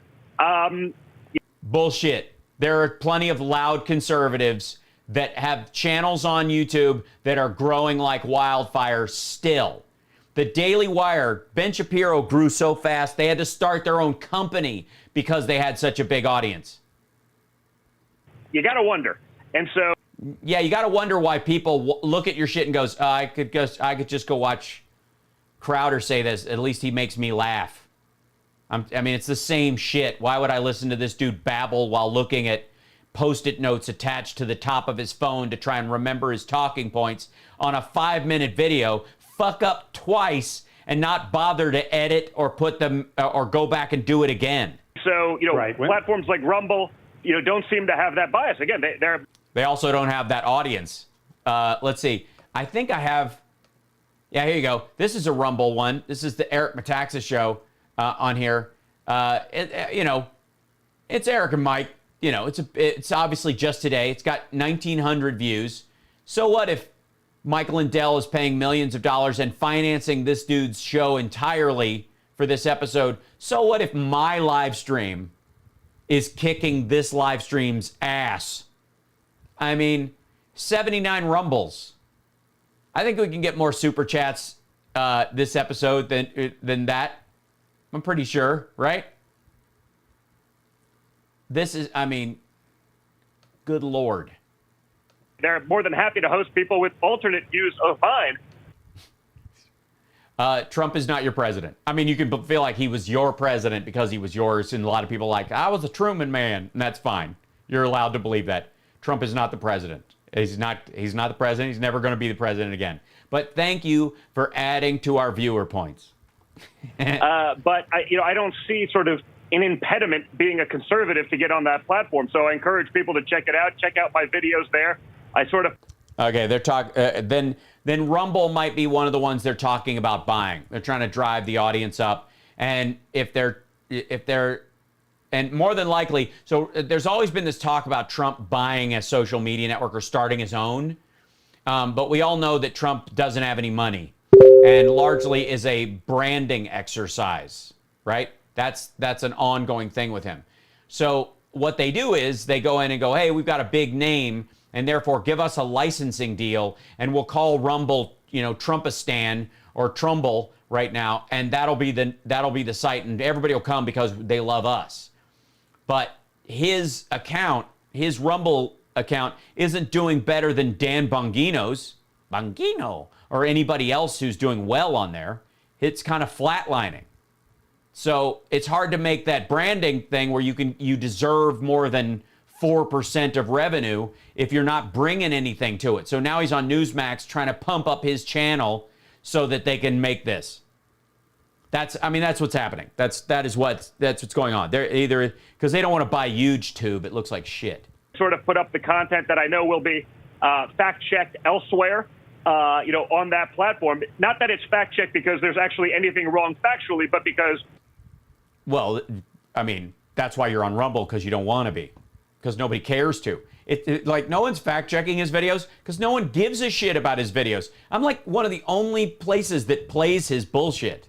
If you look at something, they can say, well, that's opinion, therefore we can say we disagree. I mean, they literally have fact-checked me saying, this is my opinion. They're saying, no, that's incorrect. I was like, you're telling me No. His opinion is one thing, but then he'll add another fact that he bases his opinion on, and that's what gets fact-checked. It's a dumb argument. My opinion is not my opinion? I don't understand.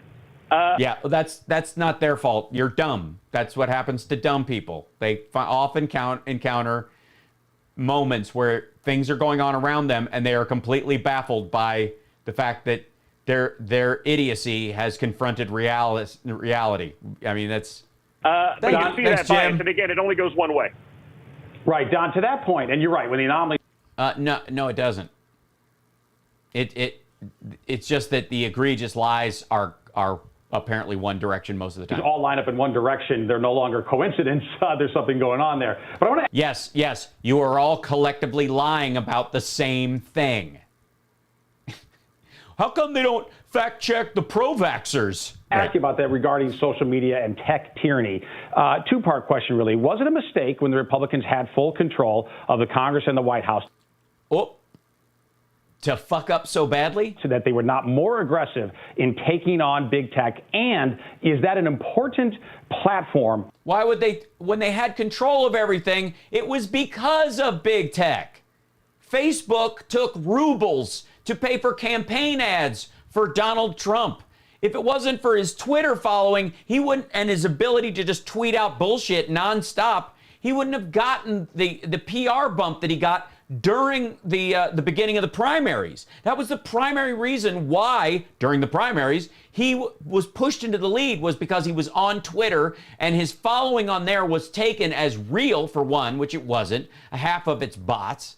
That's why he was like, half my people left, or whatever. That every time they broom bots, they did a big brooming of bots on Twitter, he would lose a shit ton of followers, and then they'd have to go buy some more from India to pad the numbers again.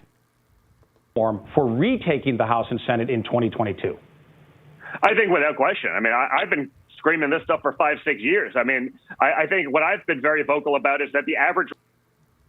You've been screaming what for 5 to 6 years? That we need to stop big tech? Republican doesn't even realize that this is a major issue with their base. They may be coming to realize it now, but 4 years ago. Thank you, Deborah. I was like, hey guys, guess what? This is a top 2 or 3 issue with 2 or 3 or 5 or 358, 59, whatever. Like conservative voters, because they see it. If you're a religious person, if you're pro-life, which he is not. If you're which he is not. Pro-Second Amendment, God help you, right? It's over. Dude could only shoot a stake down animal that's at a safe distance. You just get crushed. You can just watch your analytics go down the bullshit.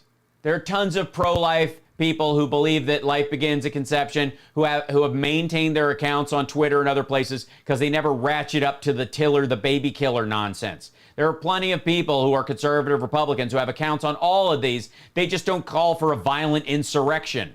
On the toilet in about 2 minutes. So the conservative base, thanks, Joseph. This is a major issue with it. I wish we had more time, but unfortunately we have to. Sorry, I'm sorry to cut you off, but you're fucking boring us all. I understand now why your rumbles don't do any business. This is really explains a lot. So we appreciate you being with us tonight. No worries. Thanks, guys. Thanks, guys. Glad to. That was exhausting. I need another line. Hey, I'm Rob Finnerty. Thanks for watching. Yeah, no, Rob. Nobody's watching that shit except me. Oh, God. Oh, so just so you know, this guy calls himself Behizzy. His name's George. This is along the lines of the Lin Wood stuff. This guy, George, was just meeting with Lin Wood. He's one of the people, like when you talk about the channels that have grown. Okay, so let's talk about this for a second. So Eric Metaxas, Michael Lindell, these guys have millions of dollars, and they're pushing that there was election fraud, that God's trying to wipe out all the adrenochrome crowd and all that kind of stuff. This dude says the exact same stuff.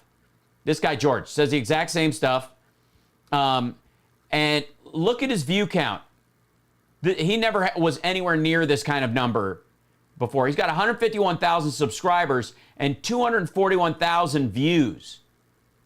This is a growth channel. And what he's been doing is he live streams and then does recap videos about things like the Arizona recount and Michigan and Georgia, and he believes Trump's still president and that the whole thing's going to be overturned. All that stuff. He's been saying here it is. What's been happening in Michigan today? Judge Kevin Elsenheimer listened to the defense of the state of Michigan argue that Bill Bailey's constitutional rights getting violated didn't matter because he was granted a statewide independent audit by courts. It would mean everybody would do. So this is the baseline argument that he's making in this one.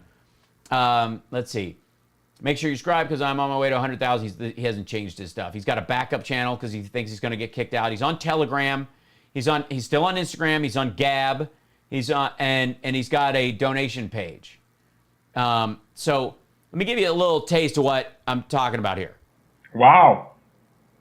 Ladies and gentlemen, so Judge Kevin Elsenheimer in Michigan heard the case today, and he's going to make his ruling on the 18th. Matt DePerno absolutely took the show.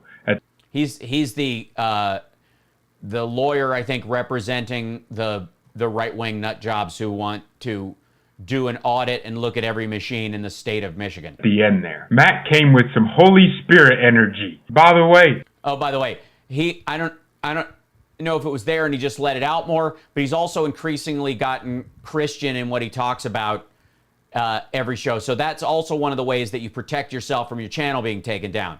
This is the trick, and this is why Lin Wood, but for a couple of dodges, would have stayed on the air, would have kept his YouTube channel if he had started his Jesus talk earlier. Because it's one of the reasons, like Hank Kuhneman and all those guys, they're still on YouTube. They're not getting kicked down, even though they're pro-insurrection, even though they think the election was stolen, they're anti-vax, all the shit that normally gets you bounced on YouTube. They get to stay because they're Christians, and it would be seen as a violation of their religious beliefs. Thank you, Jill. So he started peppering that language in his videos, and it keeps his channel from getting taken down. Thank you, Robin. Wait, I'm back. I have much to share. And he was just in Georgia. I've watched a bunch of this dude's videos. He's just in Georgia meeting with people who were trying to start an audit like the one in Arizona there. Are so because the Arizona one is flagging and failing, and they know it's not going to work. And so now they're looking for the next battleground so they can try and get a toehold somewhere. So many great people in Georgia. Candace Taylor isn't an establishment politician. Georgia needs new blood, man, normal people in politics. So the last time I made a Michigan video, Matt DePerno placed some new subpoenas to do some other things. The judge agreed with the precincts and the townships to quash those. I was eagerly waiting for the argument as to why this case... And by the way, they all seem baffled that these things are failing. They just cannot grasp why their bullshit argument isn't getting anywhere. ...should be dismissed. Mr. Eric Grill, the defendant for the Secretary of State, and I believe the Attorney General. Hey, Francie. Imagine that, huh? The Attorney General and the Secretary of State. Now, of course, they're all part of the executive branch, but they're supposed to be at least different. They're also Republicans, all of them. But he's defending for both of them. He came up with this argument that, hey, look, I know the Michigan Constitution, which I will actually put on your screen now, actually states that Right to the state. every citizen that's a qualified elector has the right to audit to ensure the accuracy and integrity of the result. Yeah, you skip the part that says, in such a manner as prescribed by law there, George. They always leap over that shit. It's like the well-regulated militia part of the Second Amendment. They always just slice out that part. In such manner as prescribed by law. The audit isn't just rando. You have to meet certain statistical reasoning, and you have to meet certain, rather egregious, by the way, evidentiary levels to prove that it was all a big fraud. Like, you have to, there have to be enough people that were arrested or proved in some ways, even through canvassing and other thing, or a statistical anomaly that was big enough that drives the whole thing to getting overturned and then audited. None of that has been met. But notice how he skipped that part out. He just sliced that little, because he's reading. He's got it on the bottom of his screen, right down there. Every citizen in the United States who is elected qualified to vote in Michigan shall have the following rights to. The right Bill Bailey has the constitutional right, according to the Michigan Constitution, to audit. Now they're saying, as prescribed by law, which means within the confines of the law. Not every auditor. Not every elector has the right to completely overturn the rest of the auditors doing it. Otherwise, you just have chaos every election because anybody who is for the other guy could just throw a monkey wrench in the entire system and stop the seating of an American president. saying, well, look, there's a statute that gives this power to the Secretary of State. If everyone in the state had the power to audit, we'd be getting 100 billion audit requests every single Well, there's not 100 billion people in Georgia, but you get what you're saying. year. But Mr. Grill, if you didn't make it so impossible for people to just get clarity, maybe we wouldn't I don't know if we'll have a kitty, Sarah. I hope so. have 100 billion requests for audits. The county, Antrim County, is arguing that, hey, there isn't more we can do in this case. There isn't more we can give. Just George, let me tell you, buddy, the reason they don't want to do it is because there was a fix in Antrim County, and it was to help Donald Trump, and they got caught. They were able to fix it so that he won the county, even though he was genuinely losing it, and they don't want people to look because it'll be very obvious that Trump was losing worse than they knew he was. Just dismiss the case. That's what they're arguing. They're also arguing These are the Republicans in Antrim County who are saying, don't look in that box, please. that there isn't more relief the court can grant. Oh yeah, sentence edit, sentence edit, sentence edit. Yeah, he's taking out every breath. It's very weird. But this is how you make a successful video on YouTube, apparently. Bill Bailey. They're also arguing that Bill Bailey has no standing. But in all their arguments and all their submissions to the court, I have not heard a single thing debunking any of the findings. Now they're just saying, we don't want the case to continue because we don't know how the court can grant any relief. They're literally admitting to their crime, but they're saying the court can't really do anything legal. No, they're literally not. They are specifically not admitting that there was voter fraud. They're saying that if you even found it, which there is no sign that you would, it wouldn't affect the election. And you're not going to pay for it, so why? Legally. And I could see the judge getting convinced by their lies. They finished their stupid arguments, and then Matt the Perno took the floor. Keep in mind, just about 30 minutes ago, Matt would have lost a good portion of what he thought he should have gotten, which was audits in every single precinct and analysis. I mean, up until this point, they haven't gotten the ballot. And Matt made this great point. He said, name me one instance in this whole country where anyone has been given access to the paper and had an audit. I could see their... Well, first of all, Arizona is doing that, and they came up dry. Secondly, what do you mean paper? Is this the 40,000 pieces of paper from China? There's bamboo in it, and we need a special camera because China was dumping fake ballots, even though they matched to the number of people who are registered. See their defense attorney looking... Dude is trying to make those easy bucks that the right throw it to him. No question. This is absolutely working. That's what I'm saying. This is a cash grab. And he's on every day. He's got, look at the likes versus dislike. 21,000. By the way, give me a thumbs up, like, and subscribe. I mean, this has been going on for years, so he's had time to build his channel.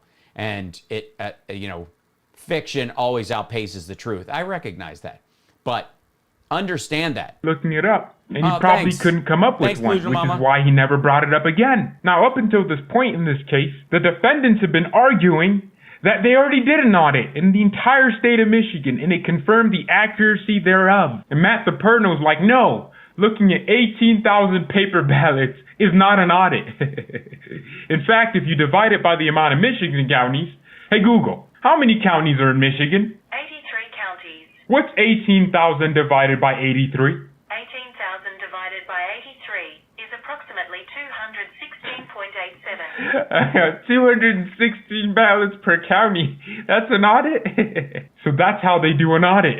They look. First of all, not all the counties in Michigan are equal in size or in population. Trump won a lot of counties in Michigan because they had 400 people in them.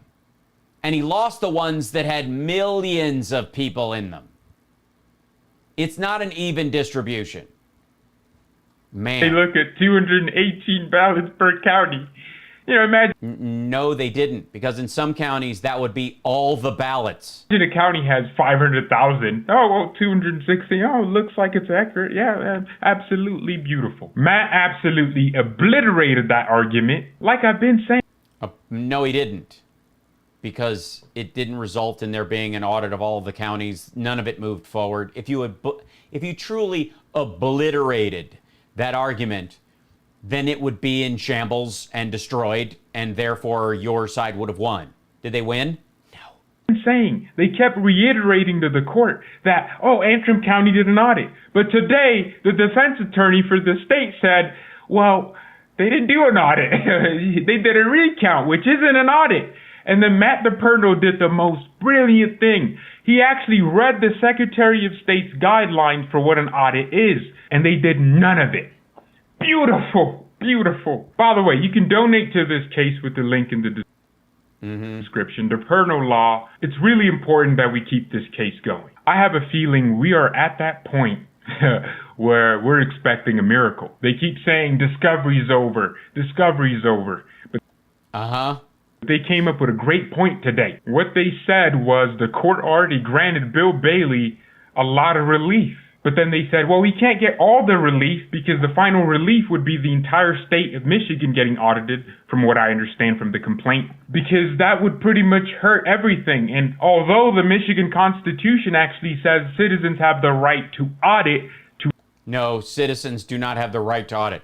I suppose you could pay for an audit if you file a case, but this is about a dude who had every opportunity to vote and lost his vote for some reason or whatever, and he's the one who's got the lawyers suing on his behalf because he was disenfranchised as a voter.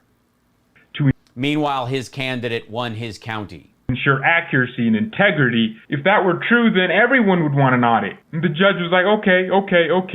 But then Matt was like, no. The citizens voted for this amendment to the Constitution, and all the dissenting opinions on this power that the citizens have is that it's a broad authority. They don't need to have this burden of proof. They don't need to be a candidate. It specifically says everyone who is a citizen and a qualified elector in Michigan has...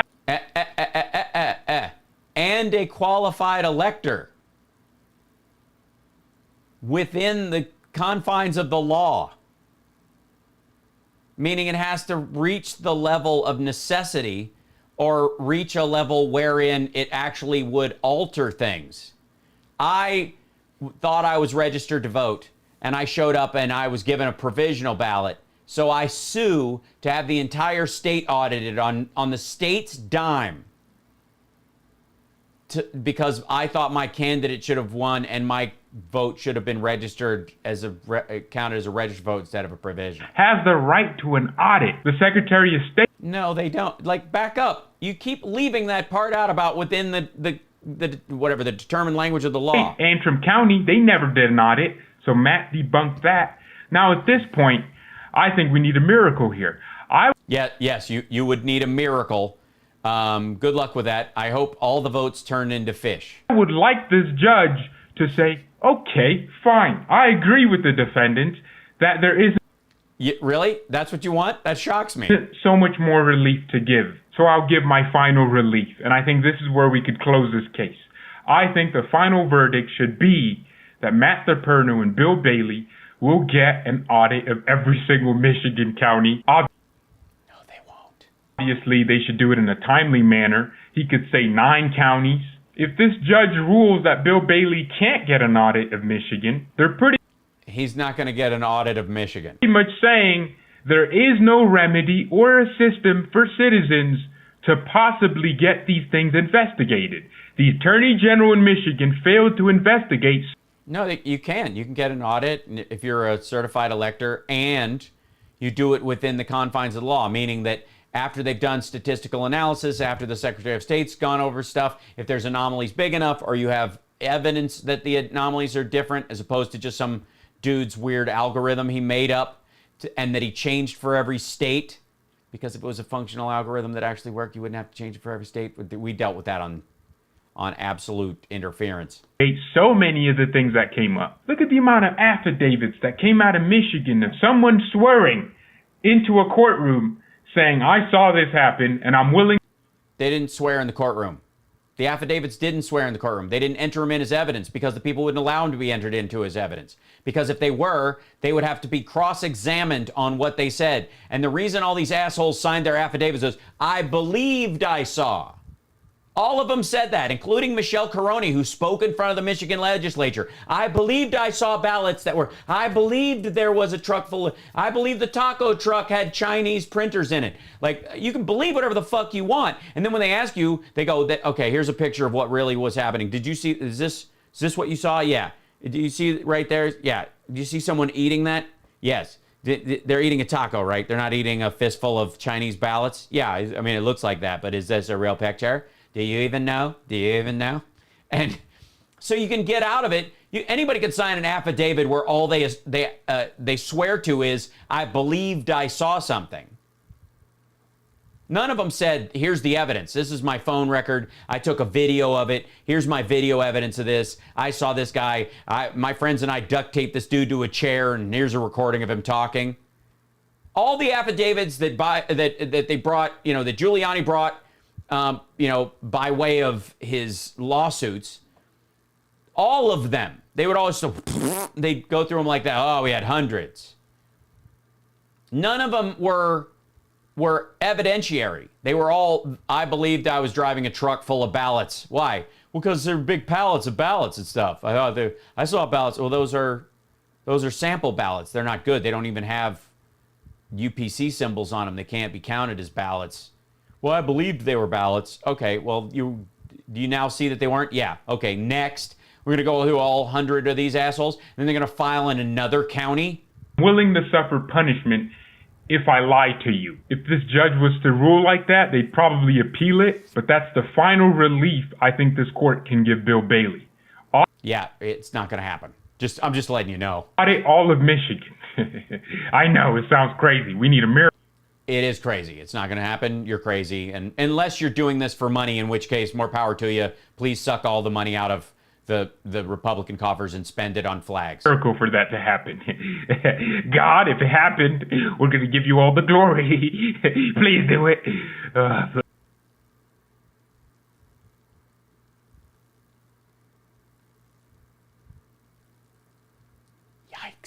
Please, yes.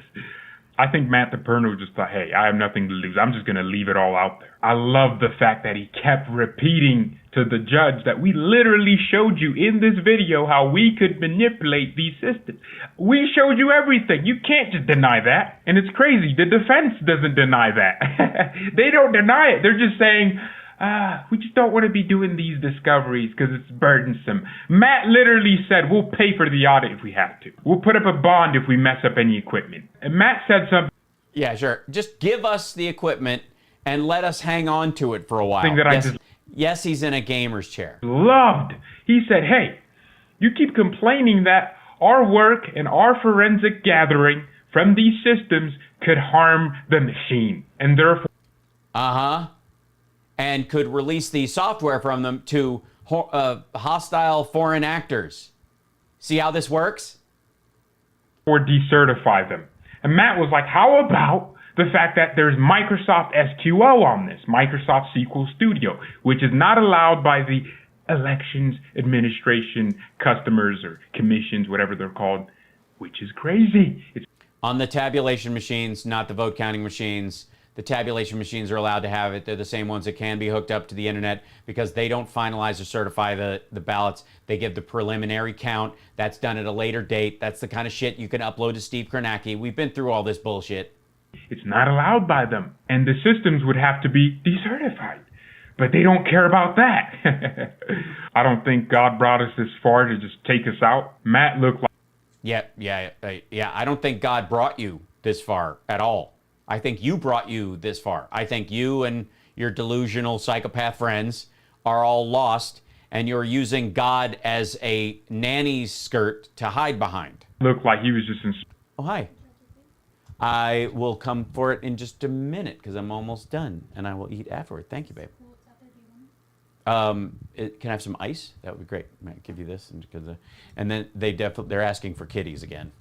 I don't know if we have one. We had one left. We have one left that we didn't show everybody. Yeah. Okay. We'll have one more kitty. Inspired by the Holy Spirit because he said exactly what that judge needed to hear. I think the judge would have probably made a decision today to maybe dismiss this case, get a few depositions, and I don't know. But after hearing Matt, I think, man.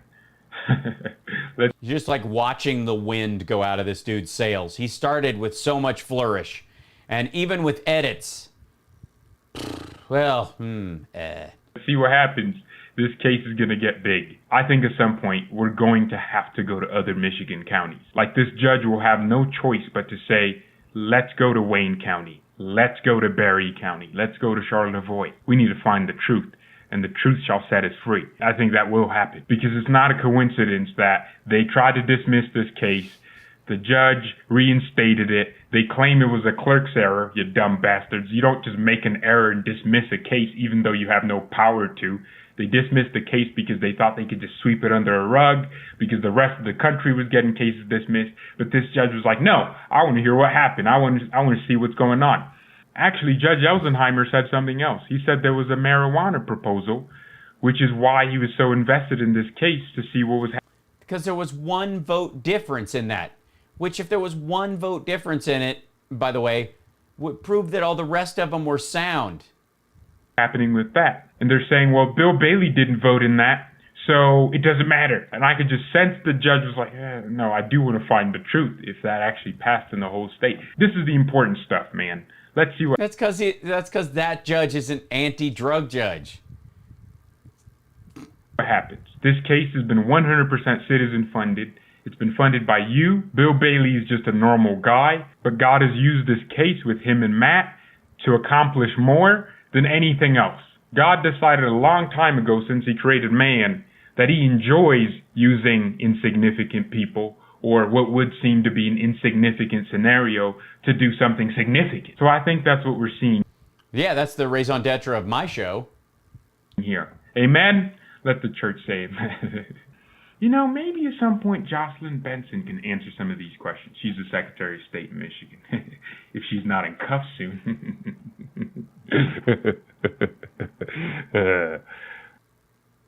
For watching. Just yikes. Yikes. And there's a lot of this shit. Senator Paul. Oh, wait. Hold on. Pausing. Quit it. Yeah. So we obviously, I'll just do this part until the kitten comes, and then we'll start. I need to see. Look at his face. Look at him just writing shit down while this lunatic is yelling at his camera. Folks, you will not believe how much you save at mypillow.com when you use order me. But it was, Mike. Aw. Thank you, babe. Hold on one second. Set this down. I guess I'll go a little bit longer because look who's sleeping, but huh? he's got a belly on him today. Oh, look at their belly. Somebody was just eating a bunch of food. How are you? Were you okay? Are you okay? What? Yeah. What did we name this one? What's this one called? They were calling him Garfield, but I don't know. I don't know that he's a Garfield. He's too skinny to be Garfield. Yeah. That's what his name was. When he was a little baby. They haven't really named him. I was calling him Honey. Aw. Yeah. Look at this. So sweet. They all look at the fan. It's so funny. They all like to look up at the fan. It's going. Yes, the boys are cream and orange, and the girls are Tories. Yeah. This little guy. Yeah. You're getting long. Look at you. You're growing so fast. You got a big belly because you ate a bunch. You ate a bunch of food. Did you get enough? Did you get enough? There you go. Look at everybody. Everybody wants to see you. Hello. It's Chuck Jr. Chuck Jr., yeah. Hi, Charles. He just burped. It's good. It's like a baby.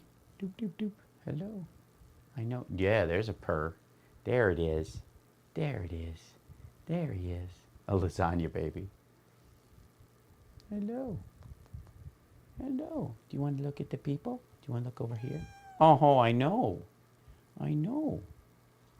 Okay. You can, yeah. It's a sweetheart. Just such a sweetie. What's this? What is going on? What is happening? Do you want to... Here, hold on. Oh, there you go, Claus. Hi, Claus. There you go. There you go, buddy. There you go. Hello. I'll hold you up. Do you want to go someplace? Do you want to go someplace? Yeah, he wants to look around. Yeah, I know. Here you go. Good. That's right. Here, go to Mama.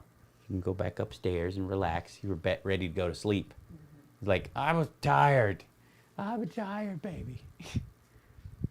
Okay, I'm just going to do a few more minutes and then I'll come pet you guys. Oh, good Lord. Here we go. All right, kitten break. It was much needed. It was a much needed kitten break. It really was. Okay, here we go. And this is, we've seen this dude. He's the guy with the cardboard cutout of Trump and the cardboard cutout of Mike Lindell. Yeah. Just tell my audience, because again, I've never done a show like this before. What was the point of yes? By the way, he never has anybody in his studio. He always does his radio show alone in his own place. But Lindell is getting up at everyone's grill. The point yesterday, I was kicking off Frank speech. We've all been kicked off our platforms. I want to get the word out there on the election. I mean, that's a big thing for me. What election? The 2020 election. Oh, the 2020 election. Yeah. That was the most honest, fair election in the history of crooked elections. Listen to me. In the history of crooked elections, this was one of the. Actually, no, it was. No, it was the worst. It was one of the worst ever. Listen, I want to say, listen, Elizabeth, because I want you to know. These guys are so charming. Hey, there you go. Look at that. We're selling some tanks. Thanks. Oh. You're living in this bubble where people know what happened and everybody understands and they've seen everything. But there are people potentially watching right now, good people on both sides of the aisle, who do not. No, that's not true at all. Good people on both sides of the aisle do not watch the Eric Metaxas show. Lunatic fringe Ron Paul wannabes watch the Eric Metaxas show. And the same people all watch when Mike Lindell goes anywhere. Good people, like there are no middle of the road independents going, hey, maybe I'll just get a, the general, give me the paint by numbers of this whole thing. Cannot conceive that an American presidential election was stolen. And I have to say, well, we can conceive it. We just know it was not the case. Don't want to believe it. Even though I think Joe Biden's fake administration is utterly disastrous for America, I still believe in the Based on what? American system, and I would like to think that the Yeah, you're not convincing him. American people made a mistake and elected Joe Biden. To me, it is infinitely more horrifying than to think that an American election where old people like my mom and dad waited in line to vote, that was not, when I think of, I think of Why, in the middle of a pandemic, why did your parents not vote by mail? Norman Rockwell, people, the American dream, people voting. So I just want to tell you, there are very few people, because my parents came from Europe and they love America, and the idea of it is so scandalous to me that there's a part of me that doesn't want to believe it really happened. Yeah. Well, it didn't. That's you're welcome. Well, that's like when I was on Jimmy Kimmel. One of the most important things he said, and I said it last night too. He said, "Mike, would you do it if it was reversed?" And you just said it. It doesn't matter if you're a Democrat or Republican. 100% I would do it if it was reversed, knowing what I have, knowing that. So why weren't you upset when Trump lost the popular vote twice, and in the case of the 2016, he was actually elected? He actually got that. Why wouldn't that upset you? Evidence we have now. And everyone says, well, why don't you bring it to the Supreme Court now? Because I'm afraid right now they wouldn't look at it. They wouldn't look at it. We have to get it all out there. Everybody, that's why it's so important to have. I would take it to where it actually could do something, but I'm going to wait. I would rather wait and put it on my fake TV network and run up some ads and give people a bunch of promo codes for my pillows. That's why it's so important to. I have to remember. Always get these words out. I have to remember that this is my show, and I want to ask you questions. No. I mean, all seriousness, because you're like you take over. That's just what you do. But I won't have it on my show. Right on. But I want to say. It is true, by the way. I'm going to ask you questions that people are asking. Okay, they say, listen, and let's be fair, because I understand. I live in the world, and I know that there are people that. The reason they don't believe any of this is because it's fundamentally inconceivable and it's distasteful, and they would like to think, listen, yeah, you're on the other side of the issue and you're all hopped up, and there's always been don't say hopped up to a former crack addict. Irregularities and stuff, but come on, a presidential election was not overwhelmingly stolen. It's hard to believe. And by the way, if it had been, for crying out loud, surely the Supreme Court would have been open to seeing this stuff. It's not very conceivable to me that the Supreme Court. By the way, is that an Apple laptop, you big tech loving bastard? Commie. Wouldn't look at it. Why wouldn't they look at it? Well, they didn't look at this stuff before. They've never seen this. No judge has ever seen this. And here, you've got to realize, Eric, every single person in this country knows there was some weird stuff that went on. You had the big spike in Michigan and Wisconsin. Yeah, hold on one second. I should have been more prepared for this. I apologize, guys. 1 second. We need big spikes. Let's see, big spikes. Where's the big spikes? Let's see.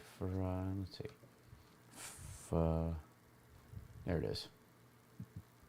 Okay. There it is.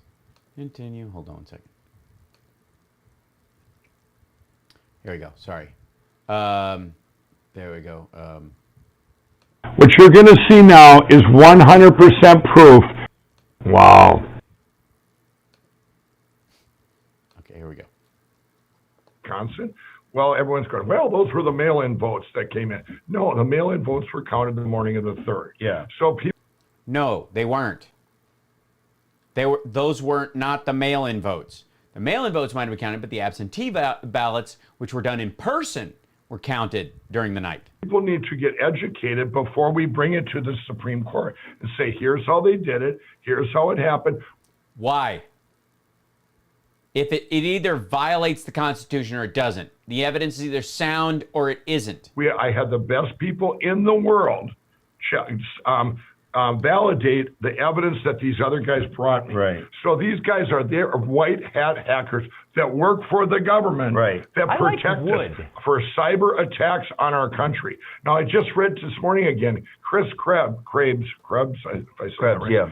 He said, just like you said earlier, Thanks, he said Foggy. early, I think November, this was the most secure election in history. Yeah. Now, But then he winked like that. then 3 weeks ago or 4 weeks ago, him and Adam Schiff were on Morning Joe, and they asked him, they said, what's the biggest threat to the United States right now? And they both didn't even blink. China, a cyber attack right down to the local race. Now, if everybody in this country can go, wow, my company can get hacked, my business can get hacked, Yeah. the government, state governments can get hacked. Right. What is it so hard to conceive that we got hacked by China? We have You know what I think? That the reason I'm trying to process this with you. How do we put this without wasting too much brain pan on this guy's argument? A future and ongoing threat is not the same as admission that something you insist happened. So one of the biggest problems we have with banking is credit card is like debit card fraud. Somebody gets your PIN number or they get a copy of it and they're able to steal it. That is one of the biggest and ongoing threats. It doesn't mean that because you spent all your money on hookers and blow that you can blame it on that. With you because. But it's the biggest threat. That had to have been where my money went. This morning, as I was coming here to the My Pillow factory, use the code Eric. As I was coming over here, we were talking in the car Holy about smokes. the hacked pipeline. And they were saying that it's hard to get gas in Tennessee and stuff. And I thought, this is mind-bending that with computers, right. you could shut down. I mean, we're talking infrastructure, gas pipelines, everything's. It's a private company. Computerized, and people act like that's a good thing until someone. I mean, but this strikes me as if you want to strike at the heart of America, I don't care who you are, China, Iran, or I don't know. But the point is, why wouldn't you mention Russia? What's stopping you from saying Russia? The hack was Russian. Don Jr. didn't want to say it. Now you're saying China or Iran, but you can't bring yourself to say it was Russia, even though that's where this hack came from. According to your own goddamn country, you can't bring yourself to say this was a Russian hack. Why is that? The point is like the idea that with a computer you could hack into. You don't need to fly a plane. You can do it with computers. And you can shut down America. You can cause our that's why we need cybersecurity, and that's why Trump undermined cybersecurity the entire time he was in office. These are the ramifications of it. Economy to tank because you can shut down a pipeline. And I thought, how is it possible that people don't logically understand that if you're in China, it's in your interest to hurt America because for them it is a zero. No, it isn't a zero-sum game. Do you understand what their trade deficit is? Do you understand that the companies in America actually build most of the stuff that they send to the rest of the world? That not only do they steal stuff and make us their R&D department, but they also make billions, if not trillions of dollars off of companies that sell in the United States because we're one of the biggest markets. Undermining this market is not valuable. But if you were Russia and you were siding with Trump and Biden's in charge, you would now do this hack now. You would order this hack during the Biden years in an attempt to try and build up resistance against him for 2022 and help Republicans take over. Zero-sum game. Right. Why wouldn't people on both sides of the aisle understand that, of course, that they have rooms and probably buildings full of people dedicated to this? They do have rooms full of them. But they're not Democrats. They're not Republicans. They're communists who are anti-American. You just nailed it right there. That's why it doesn't matter if you're a Democrat or a Republican. It's all Americans. We right now have to do something, and that's... Yeah, and the one thing we have to all do as Americans is not bring up the fact that it was a Russian hack. That's the most important thing. What we're doing. Everybody's got to get educated on the evidence and know what happened. The media has been hiding this. Why? Not me, brother. I have played every fucking one of this dude's videos all the way through and have broken it down line by line. Why, we don't know. They hide it. They suppress it. They don't report anything about it. You can't say the word dominion. You can't say the word. You can say dominion. I say it all the time. You just can't lie about them in a way that destroys their company, and they have the right to sue you for destroying their ability to make a living. Smartmatic, you can't say these things. These machines were used. Now, let me just say this. When you talk. No one is in trouble for saying Dominion and Smartmatic and these machines were used. Not a person. You think you're that dumb? You think that's what you're being sued for? When you talk about shutting down our Dominion, Smartmatic, Dominion, Smartmatic, Dominion, my Dominion, my Smartmatic, my Dominion, and my Smartmatic. Whoosh, whoosh. It's Smartmatic town, Jake. Gas and stuff. Do you know about every year you get a major attack in the United States on credit cards? I mean, the credit cards, and we get contacted in my pillow. These are the major ones that go nationwide. They'll hack in and do this big theft of the credit cards, and who pays for that? The public does. We need to go back on the gold standard. That's my takeaway. We're going to go to a break. We need to go back on the gold standard. What a dipshit. Hey, folks, we're going to try to keep Mike here for the hour, and I decided to go with the purple Zoltan mug because I thought waking up with purple would be less shocking. It's probably true, Robin. Go over what we did yesterday. I've never done this program from a desk, so if I seem awkward, it's because I'm actually awkward. You are awkward. We'll be right. Folks, welcome back. As you can tell, I'm sitting very close to Mike Lindell. Mike, I got a lot of questions for you, but before I ask any questions, I just want to throw this out and you respond to this. My takeaway, because I have been so scandalized by the drift of the nation in many Mike does not like where this is going. Ways. And the biggest No, neither of these assholes is vaccinated. Takeaway for me, because I went to Yale and I grew up in the New York world, I think what happens is that there's, what the cognoscenti, the cultural elites, they look at somebody like you from Minnesota with your accent and your mustache and your, all the things that Eric Metaxas laughed about this dude about until he paid for his whole show. Boolean kind of attitude, and they say, he's not one of us. We don't speak that language. And no one we... Yeah, that's what elites do, is they look at people from Minnesota that way. What?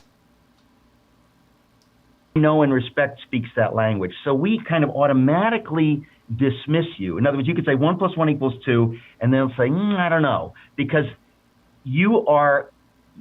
Because he has a Minnesota accent? You're not speaking their language, but most Americans speak your language. No, they don't. No, they do not.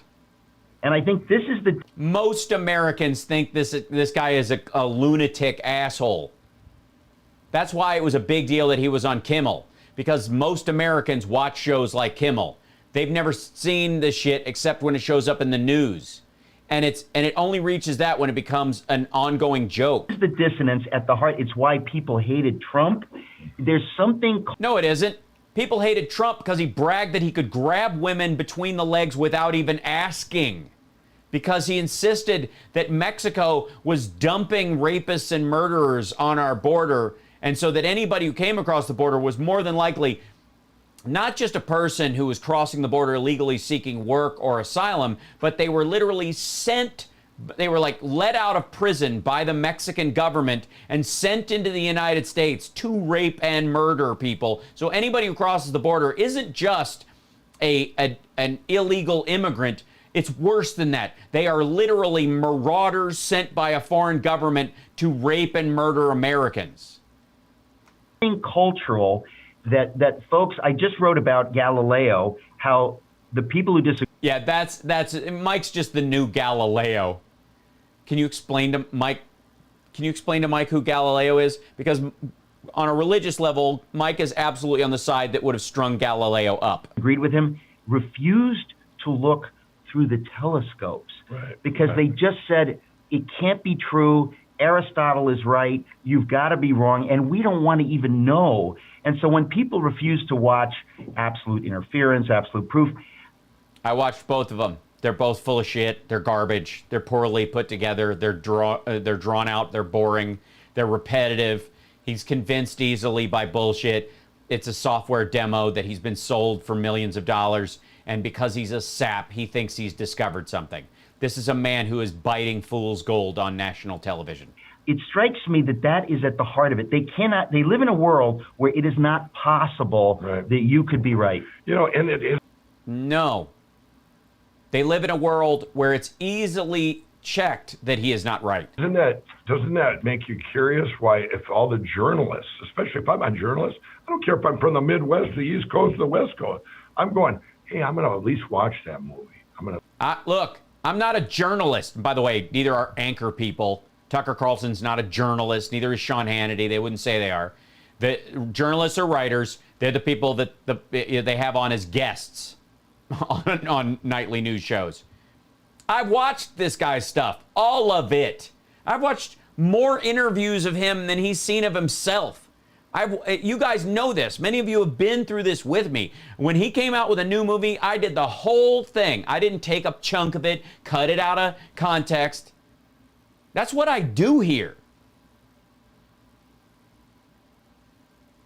And it's embarrassing and annoying when this dickhead acts like nobody's watched it all the way through. I watched all the way to the end going, okay, maybe he's stupid enough in what he believes is a national emergency to anchor something with his best evidence instead of leading with it and then convincing you of the details afterwards. I'm going to at least watch it. I told you on February 5th, not one. I know, Anita, and I appreciate you guys who were with me on the, in the audience when I did those things because they were long. Journalists watched it. It was a shame. They all called me when I begged Dominion to sue me. They finally sued me, and then they all called me, and I go, and then in the morning it started. Mike, Dominion's suing you. Dominion's suing. I said, did you watch Absolute Proof? Yeah. I'll call you. None of them had it, not one. And I made them go back and watch the short version, which they can all go out there if they don't want to hear me talk on and on. I did that version too. Yeah. They can watch the short version, 20 to 26 minutes long. But people,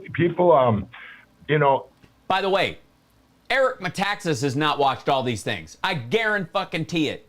I guarantee it. This asshole turned it off halfway through or 10 minutes in. And the only case that Mike Lindell's movies have made at all is that Texas going to Trump was completely suspicious. This is the thing, and this was said on Jimmy Kimmel too. He said, "Why of all the people in all the world, this divine thing that you get all the evidence." A pillow guy from an ex-crack addict in Minnesota. But I mean, that's a good question. But here's the answer.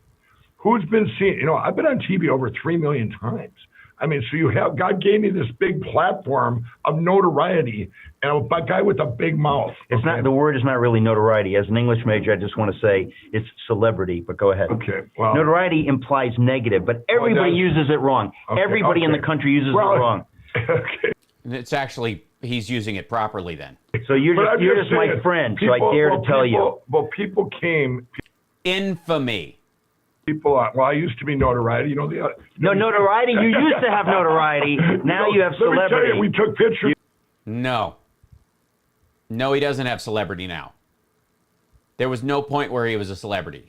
It's all been notoriety from top to. I mean, the ShamWow guy had notoriety, and then infamy, and then Pictures last night for over an hour and a half at the end. Thank you. And same thing. They always say, just one more. I said, I got all the time in the world. In the old days, the only ones that wanted my picture was the cops. I know. It says, well, again, this is why your average American relates to you, the average American does not relate to him.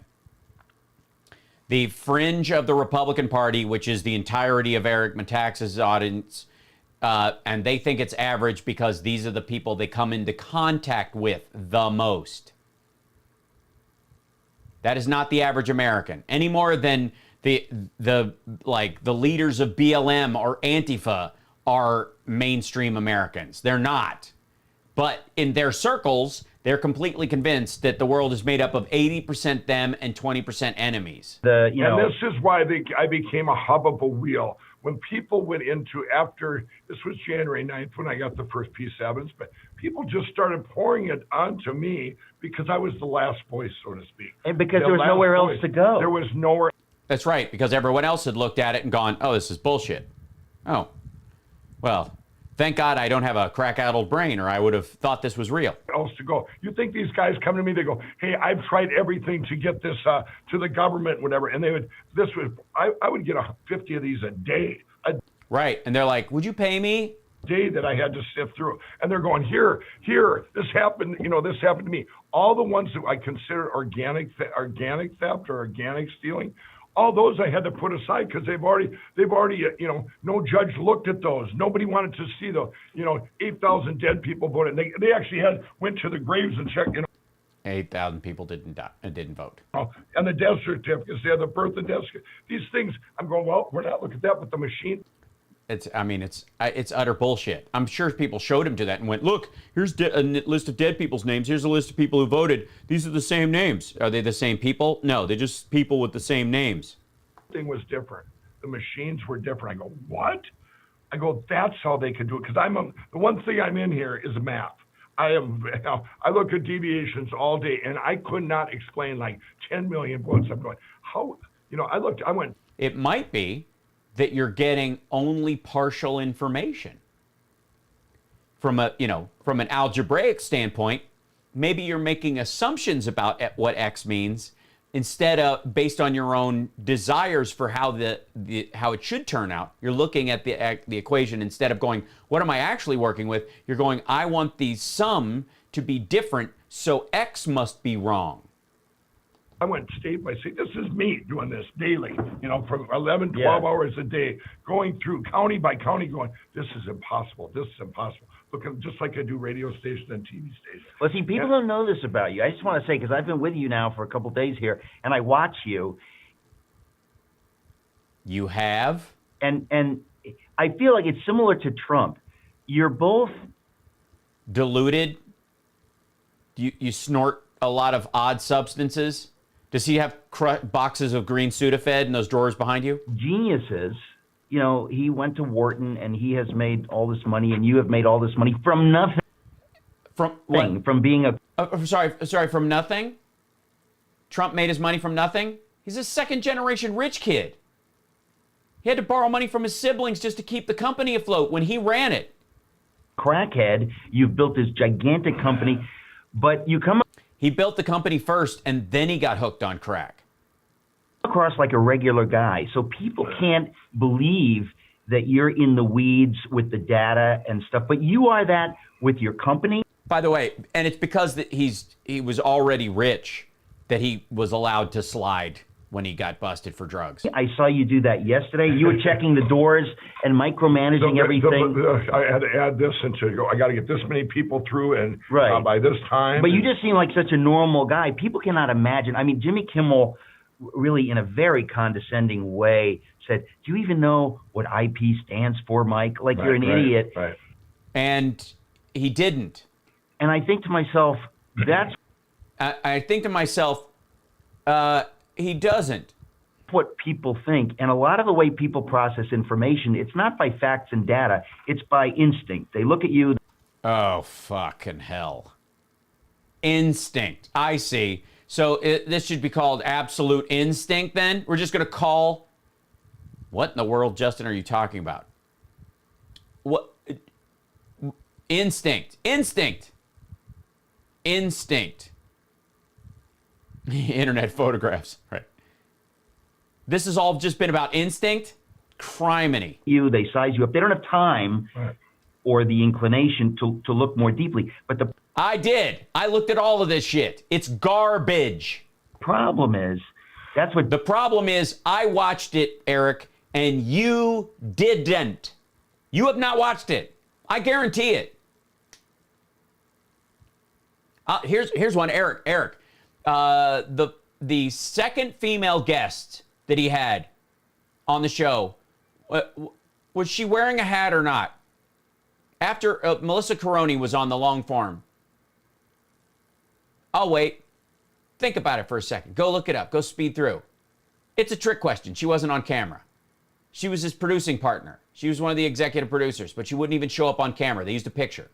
Because if you saw her, you would go, oh, this is a crazy person. She's obviously not trustworthy. You would make all those assumptions because you would have seen her living room. They decided not to show her. That's what journalists are supposed to do, and they're not doing it. In other words, they're just looking at their friends. What do their friends say? How do their friends think? Oh, yeah, they think Mike is a goober from flyover territory. He is a goober, but Minnesota is not flyover territory. Imagine if Kansas is. Were the one at the center of this worldwide controversy of America. It's not possible. Right. But he's not. He's not at the center of it. He's a barnacle on electoral politics. You know what? I think that's where a lot of the journalists are torn, because you realize they knew me. All of a sudden, everything changed in 2016. Yeah. When I went all in and did a press release that I had met Donald Trump, I was the media's darling. Yeah. I was the media. There was no point where Mike Pillow was the media's darling. Darling, I could say, hey, I'm building on a new wing here at the corporate office. I just hired 300 new employees, and they'd all come. NBC, ABC, CBS, everybody would come. How many did you hire? Oh, Mike Lindell, he's in all over the media. But then they turned on me, Eric. Yeah. I came back to Minnesota and did a press release. It was crickets. Yeah, and you were like, God chose this man. And they're like, wait a minute, God chose the guy who says he can grab women between their legs without asking, and says that Mexico is literally shipping rapists and drug dealers across the border. And so anybody that comes into the country is not just a random rapist and drug dealer, but one sent to destroy America by the Mexican government. That guy. You think that guy is Jesus's messenger? Oh, right. We forgot you're a lunatic. They called me a racist. They called me, you name it. Wait a minute, you're saying you're not a racist? Yeah, well, breaking news on the air. We're never breaking news. Minneapolis, my friends were a little upset when I was called that then. But it's so extraordinary too that, and the cheapening of. Was that a I have a black friend moment, or was that, or did he have to die? Did he have to break away? He started in on that and then had to leave because he doesn't. The term race. Yes, I agree, John. This date is not going well. Not that they're not both going to get laid, but I just feel like there's not going to be a second date. My feeling is Eric is going to ghost Mike. Thank you, Sarah. Racist. It's a staggering thing. I mean, I've literally written 2 books about people whose life effort, but biographies, were against racism, tribalism, xenophobic attitudes, and people have called me a racist. And you think, this is just... It's funny. I wrote a book. I couldn't possibly, just because my behavior, my attitudes, and my actions since I wrote those books have been awful at many, many turns. How can people... I wrote a book called I'm Not Awful. It's a staggering moment in American history. People are throwing terms around that really, it's a big thing to use. Yeah. They would call this guy a drug addict when all he does is rock back and forth, jut his tongue, and rub his nose all the time. I don't know where they're getting this stuff. And they're using it for everything. They take things at the wrong. They'll not focus on the issue to deflect. It seems like I was doing a show in Chicago, and I was on this show with this black lady, and it went all over Chicago. This is about 3-4 years ago. It was before I might have been in early 16. And I was on there. I come from the street of Minneapolis. When I'm down there, and I'm on her show, and I said, everybody in the inner city is either on drugs or dealing drugs. Yeah. And I said that, and she goes, "You're stereotyping us," and she just went off on me. And everybody in the inner city is either on drugs or selling drugs, and someone was upset by that assumption. You what now? And I said, "Listen here, lady." I said, "I lived it. Other than my one drug dealer's Christian mother who sat and prayed for us, I said everybody was affected by drugs. They were, and you didn't say affected by drugs, dumbass. You said everyone in the inner city is either on drugs or selling drugs. Fuck you. What? We got into it. I left the show. Everyone in Chicago, I think, called in, said, he's right. He's here to help us. I got the Lindo Recovery Network. Yeah. And she had to have me back on her show and apologize. It wasn't, where was she? What'd she say in the follow-up interview? Did she now? I call bullshit. Yeah, I was there. You know what I mean? Yeah. I said everybody. Yeah, I said other than this, of the people I knew. I mean, come on. Yeah. Of the people I knew. Because you were a crack addict. You didn't hang out with anybody else. You only came into the inner city as a well-to-do rich white guy to buy and use drugs. Fuck you. I mean, it doesn't mean everybody was. No, the people are sniping. They're looking. I said. Then don't say it. She reacted to what you actually said, you goon. I said things sarcastically and humorously. Well, sarcastically, maybe we'll give you that. Humorously. People have quoted it as though it was said ex cathedra from a podium, speaking to the ex cathedra made him blink. He doesn't know what it means. To the UN. Right. And I thought this is not right because they're not putting things in context. Right. But I want to. There's so much I want to ask you. Hey, asshole! Guess what? You're gonna learn something that all comedians know, and I'm gonna sign off on this because I gotta go eat some food because the food got here a little while ago and it's been cooling while I've been sitting here. And I ran long because I missed you guys last week and I wanted to hang out more. Let me explain something to the Eric McTaxas of the world and the Mike Lindells of the world that most comedians will know, especially if you've been in it long enough. The newbies never seem to get this, and the people who gave up on it and quit never seem to get it either. That you are 100% responsible for how your jokes are received by any given audience. It's not them. It's never the audience's responsibility to get what part of your joke was set up and which was punchline, what part of the premise was real. None of it. You don't have to say anything that you say on stage. It is all completely from your brain. You are the responsible party. No one is making you say this. No one is making you make these jokes. No one is guaranteeing that you will be funny just by speaking. So you have 100% responsibility for every word you utter. And if an audience doesn't know you're joking about something, or you get quoted out of context, it's because you, in your infinite assholishness, are telling jokes to an audience that are funny to you, but not to them. And you are mixing them in with your normal speaking tone in such a way that it does not differ enough for them to disengage what you're joking about and what you're being serious about. That's not their fault. If you're misquoted in an article because you said something in jest, pardon? Oh, that was Siri talking? That's funny. I'm not talking to you, Siri. Everything you say is fine. That's why I gave you an Australian accent. As a comedian, you can't say, well, that line was a punchline. That was a joke. I was kidding about that part of it. You just didn't think so. Then you need to fix your shit. You're responsible for that part of it. Always. Because it is your show and your language that is coming out. And if you're on a radio show like he is or anybody else is, or you do a show like mine, and someone misunderstands you, it's not their fault. If somebody misunderstands what I'm saying on this show, I reshape it. I find a new way to make the argument that I was making in a way that, isn't offensive or doesn't upset them or whatever. If I was trying to upset them, I kind of don't care. If I'm, urinating on trolls as I want to do, I don't really care. That's the whole purpose of it. But if I was saying something in support of something and people thought that I was being sarcastic when I wasn't, or if I was being sarcastic about my support of something and not supporting it in real life, and they didn't get it, it's not their fault. It's that I wasn't clear about it.